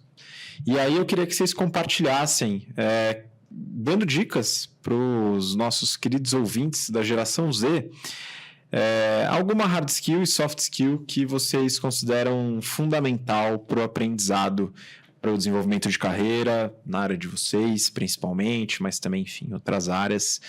Como é que vocês podem me ajudar aqui com isso? Posso começar. Apesar de eu ter feito engenharia numa universidade conservadora, com mais de 130 anos de história, As pessoas falam, né, que o engenheiro, ele é o cara do número, a pessoa do número, e que senta na cadeira, computador, mas o que me trouxe até aqui não foi o número. Me ajudou, mas eu acho que uma soft skills que a gente desenvolveu bastante na BTC, que eu lembro bastante que a gente chama de debate, afins de comunicação, é a comunicação. Eu acho que a gente saber muito bem, assim, eu falei de planejamento, falando de planejamento o evento inteiro. Se eu não souber comunicar o que eu quero, como eu quero, explicar o meu projeto, defender a minha tese, defender o budget que eu desenhei, defender a estratégia que eu desenhei, saber fazer network, isso não vai me levar para frente, se eu não souber fazer tudo isso. Então, eu acho que o ponto... E aí, independente se você é engenheiro, se você é médico, se você é história, se você é economista, qualquer profissão que você for, a comunicação que vai te levar para frente. Isso de soft skills. De hard skills, assim, a BTC tem... Eu sou fã, todo mundo sabe que eu sou fã. Tem uma página, assim, no meu TCC da vida, que é, assim, saber entender. Acho que você não precisa fazer um planejamento financeiro, você não precisa fazer uma DRS, você não precisa fazer um balanço, você não precisa entender o fluxo de caixa. Mas você precisa entender os números da empresa. Até mesmo para saber aonde você está entrando para trabalhar, se a empresa é profitable ou não, se ela vai para frente ou não, se eu tenho 2 anos na empresa, se eu consigo ter 30 anos na empresa. Entender, porque tem muitas empresas que elas têm... elas dão bônus em opções, em ações. O que isso significa para mim? Tipo, não adianta você ganhar um comp desse e você já fala assim, não sei o que significa. Eu acho que entender os números, que a BTC ajuda bastante em todos os cursos que eu fiz lá, porque eu acho que eu fiz uns 6, 7 cursos. Te ajuda a isso com hard skills, não só profissionalmente, mas como para a vida. Eu acho que... E aí você entra em discussões, porque você não vai ser para sempre estagiário ou analista. Você vai crescer, e quando você crescer, chegar nesse level, você tem que olhar e você consegue debater de certa forma. Então, acho que essas 2 dicas que eu dou. E aí evitar entrar numa empresa que vai virar slide de aula da BTC de caso de insucesso, né, pessoal? Que é isso, esse é famoso, né? As empresas que vão mal, assim, elas correm risco de virar slide na aula da BTC, viu, pessoal? Que a gente gosta muito de falar de casos de insucesso, que ensinam muito, e é sempre melhor aprender com os erros dos outros, mas a gente aprende muito com os nossos também, né? Porque isso que a gente falou de erros e acertos. Pedro, então vamos lá, vou pedir para você então falar um hard skills ou soft skills, se quiser uma de cada, enfim. Falar um de cada. Aliado a soft skill que a Carol falou, que assim, comunicação é a rainha, acho, da soft skills em qualquer área. Mas o segundo, que é muito importante para a consultoria, principalmente que a gente lida com muitos clientes diferentes e em alto volume, só que no final é importante para todo mundo, é relacionamento interpessoal. Você saber se relacionar com qualquer tipo de pessoa é super importante, tanto dentro da consultoria, que a gente vai achar todo tipo de perfil, seja aquela galera mais amigável, mais bruta, que é muito aliada a mais work-life balance, aquela galera que é aliada a só performance. Você vai saber, você vai ter que trabalhar com os dois, seja gestor, seja a pessoa que está abaixo de você. Com cliente, tem todo tipo. Tem cliente, assim, literalmente de todo tipo. Você vai trabalhar com alguma hora da sua vida. Então, o relacionamento interpessoal assim, você precisa trabalhar muito isso. E tudo começa pela boa comunicação, né? E hard skill? Hard skill em consultoria dá para falar vários, e o famoso Excel, PowerPoint, sei lá o quê. Mas quando você entra na consultoria, principalmente como estagiário, você não precisa dominar essas ferramentas. Você vai aprendendo ao longo do tempo. Quando você já está um pouco mais velho, é importante. Eu até fiz, pelo menos, parte do curso de Excel, que eu já manjava uma parte, mas queria me desenvolver em macro e tudo mais. Eu fiz o curso da BTC, do Excel também. Mas uma hard skill, eu acho que muito importante, que beira soft skill, é pensamento, saber estruturação lógica, né? Então, a gente usa muito isso para construção de modelo em Excel, em Python, se você for usar, em qualquer análise de dados. Mas ter isso dentro da sua cabeça, assim, para tudo que você faz, para toda análise que você está fazendo, para tudo que alguém te fala, você já pensa de forma estruturada e lógica, é super importante. É uma das principais qualidades, principais características que se analisam em processos seletivos durante case. Todo case, o principal que você precisa saber é como que eu vou estruturar um case de forma lógica, simples para outra pessoa entender e que está matematicamente correta, né? Então, beira ali a soft skill, mas eu acho que está mais para hard pelo tanto de estudo que você precisa, pelo tanto de número e recursos que você vai ter que utilizar. Tem muitas formas de praticar também, né? Exato. Eu esqueci qual é a aula do GBP, mas deu uma ideia de um livro fantástico sobre isso, que é a Pirâmide de Minto, da Bárbara Minto. E tem um outro que é um pouco mais simples, para trabalhar outras hard skills, que é o Sortella with Data, né? E ele trabalha os dois lados. Assim, é meu livro de cabeceira, eu deixo lá, tá tudo anotado. Então, ele te ajuda a fazer PowerPoint, porque ele mostra como você mostra dados com imagens, né? E também como você se comunica, né? Então, fala como você tem que dar ênfase, como você pode dar ênfase. E assim, é um playbook ali, ele te mostra como fazer e ela faz no livro. Isso que é o mais impressionante. Então, o livro tem 200 páginas, você lê em meia hora, sei lá. É super rápido de ler, super fácil de ler. Então, é um livro... Esses dois livros são super legais e foram indicação da VTC, que eu lembro que eu comprei pós-aula. Show de bola! Então, já fica a indicação aí para vocês. É o Minto Pyramid Principle e o Storytelling with Data. A gente tem lá no site da BTC, a gente indica para os alunos. E o Pedro foi lá e leu, e não é todo mundo que lê, hein, pessoal? Mas já descobriu aqui que o Pedro leu, hein? E aí, Lê, vamos lá. Algumas competências aí para você sugerir para a turma que está assistindo a gente, acompanhando, ouvindo. Perfeito. Bom, eu ia falar comunicação, mas todo mundo já citou, realmente é base. Inclusive, até compartilhando dados, já que estamos falando de storytelling com dados, que eu também li esse livro, foi o Yuri que sugeriu, pelo menos na minha época. Eu também. Mas, assim, eu vi uma pesquisa recentemente que mostrou que 40% dos líderes consideram a geração Z com uma baixa comunicação. Então, quando a gente fala de comunicação, às vezes a gente pensa essa coisa mais exibicionista, mas é desde como escrever um e-mail, né? Como se portar numa reunião, como se portar com um líder maior, enfim, com seus pares. Então, é comunicação em todas essas esferas, ou apresentar alguma coisa. Mas já que já foi falado comunicação, eu vou falar comportamento intraempreendedor. E o que eu quero dizer com isso? Muitas vezes, quando a gente entra como estagiário, analista, a gente fica muito na nossa caixinha. E, claro, a gente precisa fazer nosso escopo. Mas eu acho que desde cedo a gente estimular essa visão de líder mesmo, né? Que é, poxa... O que está acontecendo minimamente nas outras áreas, como isso se conecta, tá atento também sobre os seus pares, sobre o seu time, de como você pode ajudar, ter esse pensamento generativo e fazer a roda girar, né? Ter essa vontade de fazer acontecer, eu acho que é muito importante. E às vezes o jovem não faz isso ou porque ele não quer, ou porque ele pensa esse pensamento pequeno mesmo, de nossa, eu sou só um estagiário, eu sou analista, não faço muita diferença aqui. Mas você pode fazer a diferença, você pode fazer coisas muito legais. Então, acho que desde o começo ter esse pensamento de que você pode sim criar coisas muito boas e ir pra frente, às vezes liderar projetos, as pessoas vão ver esse poder, né? Essa confiança, então, super legal. E a hard skill, queria citar muito o Excel em si, porque eu acho que vocês, né, mais engenheiros e tudo, isso já tá muito na vida de vocês. Mas eu, como uma profissional de RI, não. E assim, quando você entra como estagiário, analista, eu acho que até nas minhas duas experiências multinacionais, eu precisei mexer.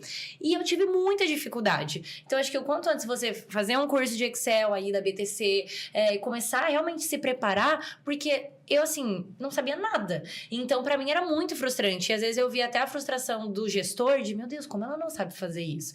E, realmente, eu não sei. Eu não tinha na minha faculdade, eu nunca tinha ido atrás, eu não sabia que era tão importante. Então, sim, se você vai entrar numa empresa, em algum momento você vai ter que usar. Até porque nós, né, estagiários, analistas, acaba fazendo trabalhos muito mais operacionais no começo da carreira. Então, você vai ter que, sim, analisar aquela planilha, refazer aquele negócio. Então, é importante. E também, saber montar uma apresentação com uma estética legal, com fluidez, saber analisar os dados, filtrar quais são os dados importantes para estar lá, porque ao longo da carreira, né, acho que independente da área, a gente vai ter que estar sempre fazendo apresentação, fazendo pitch das nossas ideias, fazendo apresentação para o nosso gestor, então isso é muito importante.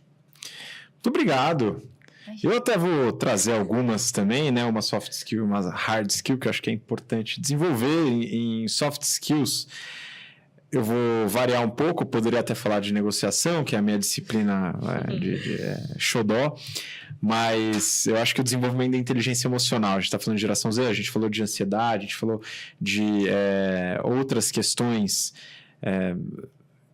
psicológicas, vamos dizer assim, E é claro que o acompanhamento psicológico é fundamental, então fica a sugestão aí de um acompanhamento psicológico, muita gente vê essa necessidade e tem profissionais que se formam para isso, beleza? Então busquem as pessoas que se formam para isso.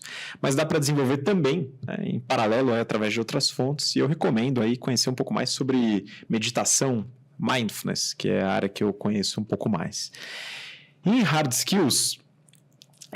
vocês falaram bastante análise financeira, da parte de pensamento lógico, Excel, e eu queria contribuir aqui falando sobre estratégia. Entender ambiente competitivo, entender poder de barganha entre clientes e fornecedores, substitutos, entender como realizar alianças estratégicas, aonde vale a pena fazer uma aquisição ou não, uma fusão. Então, esses são temas que a gente trabalha dentro da BTC, que são um diferencial também, a forma como a gente trabalha. E é muito raro a gente ver pessoas novas que têm esse discernimento. Acho que é um diferencial também. A gente está chegando no final do episódio e eu preciso fazer uma pergunta para vocês e eu queria que cada um de vocês respondesse. Como os cursos, ou o curso, né? Vocês todos fizeram o General Business Program, né? O Pedro também fez boa parte do nosso curso de Excel e modelagem. Carol fez também? Não. Fez. Você fez todos os nossos cursos, né, Carol? É verdade. Enfim, como os cursos da BTC influenciaram na carreira de vocês? Eu queria que vocês pudessem contar se influenciou bastante, como que foi essa mudança, essa transformação, se houve. Eu espero que tenha havido, viu, pessoal? Mas, enfim, queria que vocês contassem. Se você puder começar, Pedro, então. Claro. Na faculdade de engenharia, apesar da Letícia ter falado, não, vocês são engenheiros, já deve ser fácil Excel, eu nunca tinha mexido com Excel.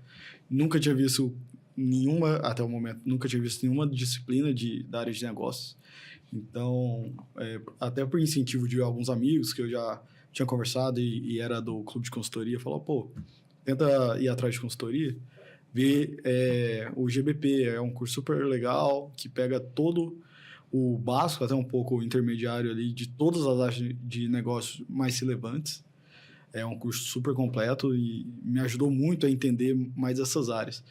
E por ser completo, eu acho assim, super importante para um consultor ter toda essa noção. Porque quando entrar numa empresa, você não sabe qual área você vai atacar, qual é o tipo de metodologia, com quem você vai trabalhar, quais departamentos você vai ter que analisar. Então, isso é uma parte super legal desse curso e que me trouxe mais perto ainda da consultoria e que me ajudou a passar na consultoria, me ajudou a entender um pouco mais das áreas de negócio, me desenvolveu como profissional, não só como consultor, igual eu falei, com os livros que deram dica, eu consegui desenvolver meu pensamento lógico, que é importante para qualquer coisa que você vai fazer na sua vida, eu acredito. E, bem, esse foi, eu acho, o principal impacto do GBP, que foi iniciar minha vida na consultoria e na área de negócios, que eu uso as aulas até hoje eu tenho baixado tudo dos materiais, dos PDFs. Tenho minha senha do Talent até hoje, e depois o Quality, porque depois que eu fiz o GBP, eu já tinha me interessado muito pelo modo de pricing, e vendo estratégia de precificação também. E aí, quando eu entrei num projeto que tinha uma pessoa vendo isso, eu pegava o material que a pessoa estava fazendo para ver como que era na empresa, super legal e tal. Tem a parte dos squads, que a Letícia falou mais cedo sobre os grupos, né, desenvolvimento. A Letícia, claro, eu não lembro agora.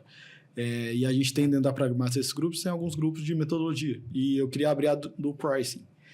E aí eu fui atrás do PSP, fiz. Nossa, é incrível o curso, é muito legal. Quem tem interesse nessa área, é um curso bem completo, bem aprofundado.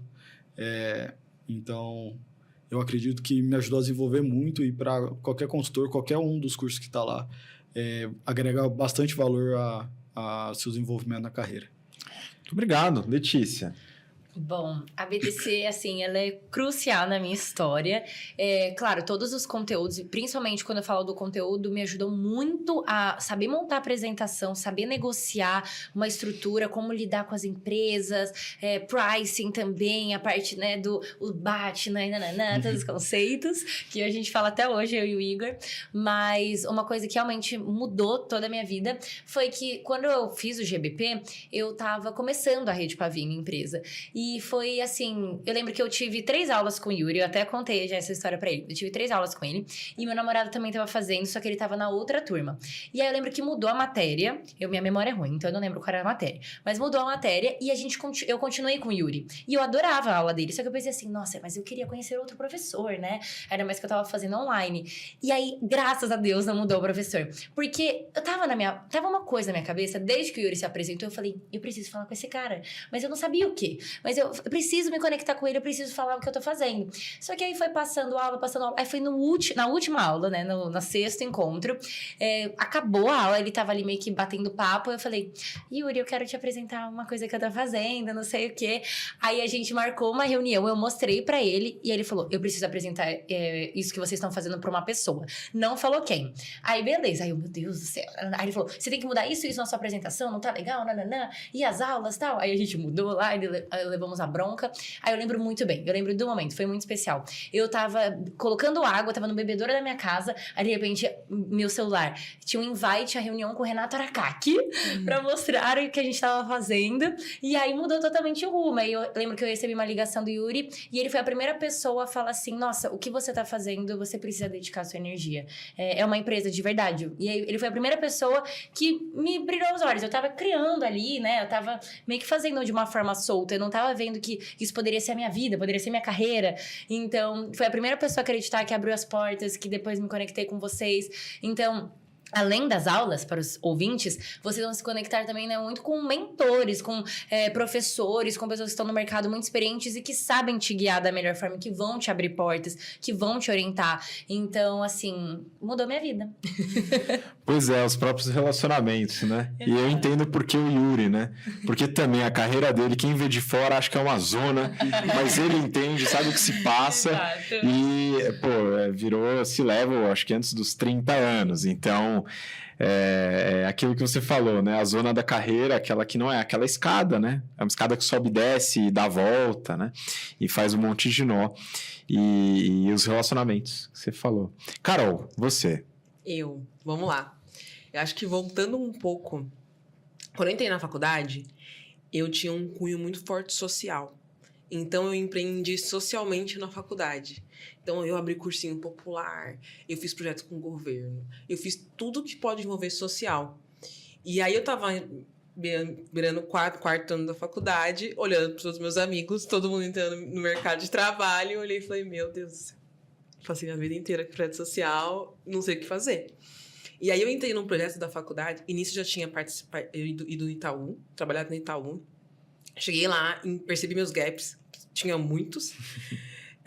Eu falei, gente, eu preciso resolver isso aqui. Trabalhei inteira minha vida social, preciso resolver isso aqui. E eu entrei num projeto da Poli, que tem junto com o Endowment, amigos da Poli, que chama Programa de Carreira. Que a BTC treina os alunos para conseguir um estágio lá na frente, afins, e foi lá que eu conheci a BTC. E aí eu lembro dos treinamentos, eu falei assim, gente, eu vou conseguir fechar meu gap com essa escola. E aí, dizendo como a BTC impactou a minha vida, além dos cursos, a BTC tem um projeto social que se você consegue ser monitor, você consegue ganhar o curso trabalhando para a BTC paralelamente. E foi assim que eu consegui entrar na BTC. Assim, cara, eu não conseguiria pagar a BTC, mas ele tinha esse cunho social dentro da instituição. E aí eu falei, beleza, ganhei o curso, vou lá. E eu lembro que foi um curso de férias em janeiro de 2020. E assim, eu não tenho, apesar de ter feito engenharia, a gente não tem isso na universidade, não tinha isso nem na minha casa, porque também, assim, nem todo mundo, não tenho pessoas na minha família que têm uma profissão, né, de renome. Aí eu entrei e falei, meu, agora vou aprender.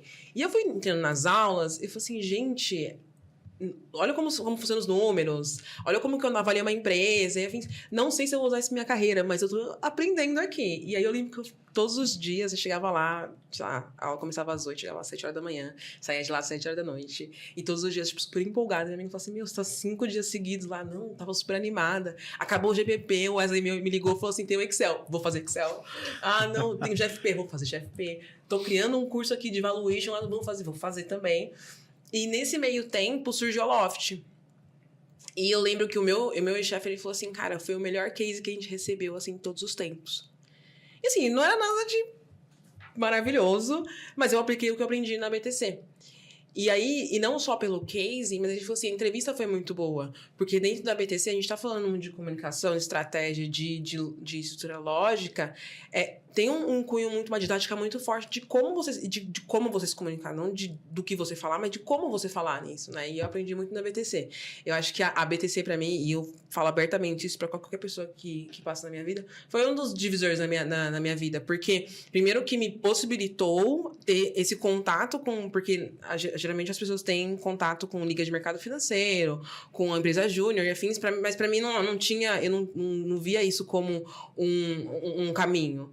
Mas aí surgiu a BTC, que olhou pra mim e falou assim, cara, eu vou te ensinar. E eu lembro de sentada com o Aracá me explicando, tipo, por que a linha de receita bruta tava ali, e eu lembro que eu fazia os exercícios. E hoje, quando eu tô no mercado financeiro, e aí eu tô lá no JP, eu tô no corredor falando sobre financials, as pessoas param e ficam me olhando, eu falo assim, eu sei de onde veio isso. Hoje eu continuo estudando, continuo lendo, eu assisto os podcasts, BTC Journal, galera, muito bom.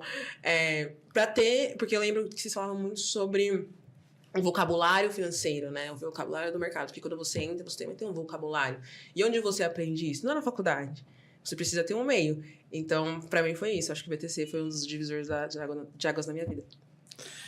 Pô, eu fico muito feliz de ouvir isso, hein, pessoal?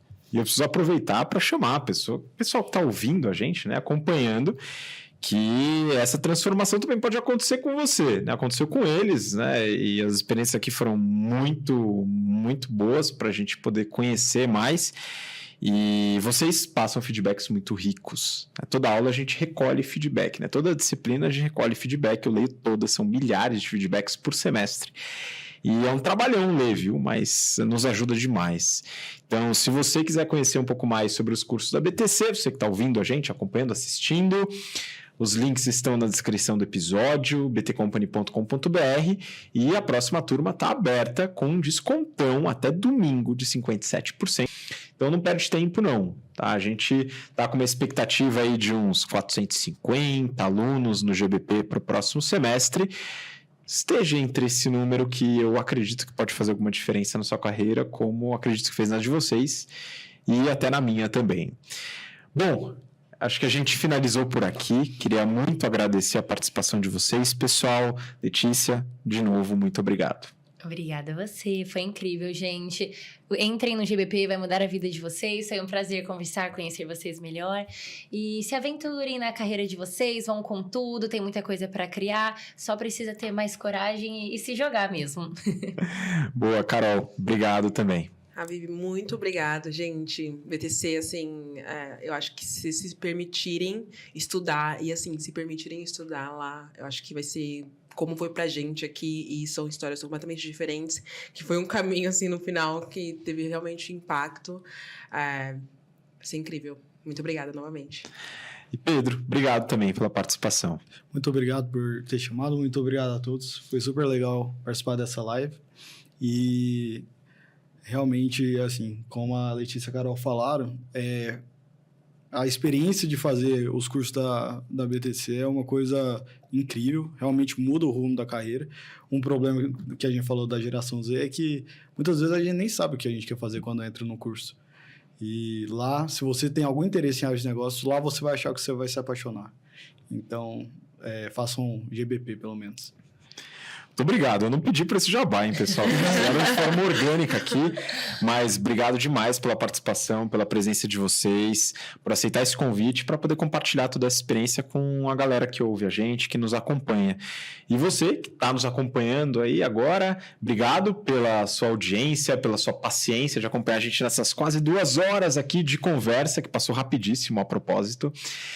Acompanha a gente nas redes, a gente tem uma porrada de conteúdo, então como a Carol falou, tem o BTC Journal, tem o BTC News, tem um monte de conteúdo no YouTube, no podcast, então segue a gente na plataforma que você gostar mais de utilizar e a gente se vê em um próximo conteúdo. A gente tem alguns aí na próxima semana. Nos vemos então para novos episódios aqui dentro do BTC Cast. Muito obrigado, um grande abraço e até lá. Tchau, tchau.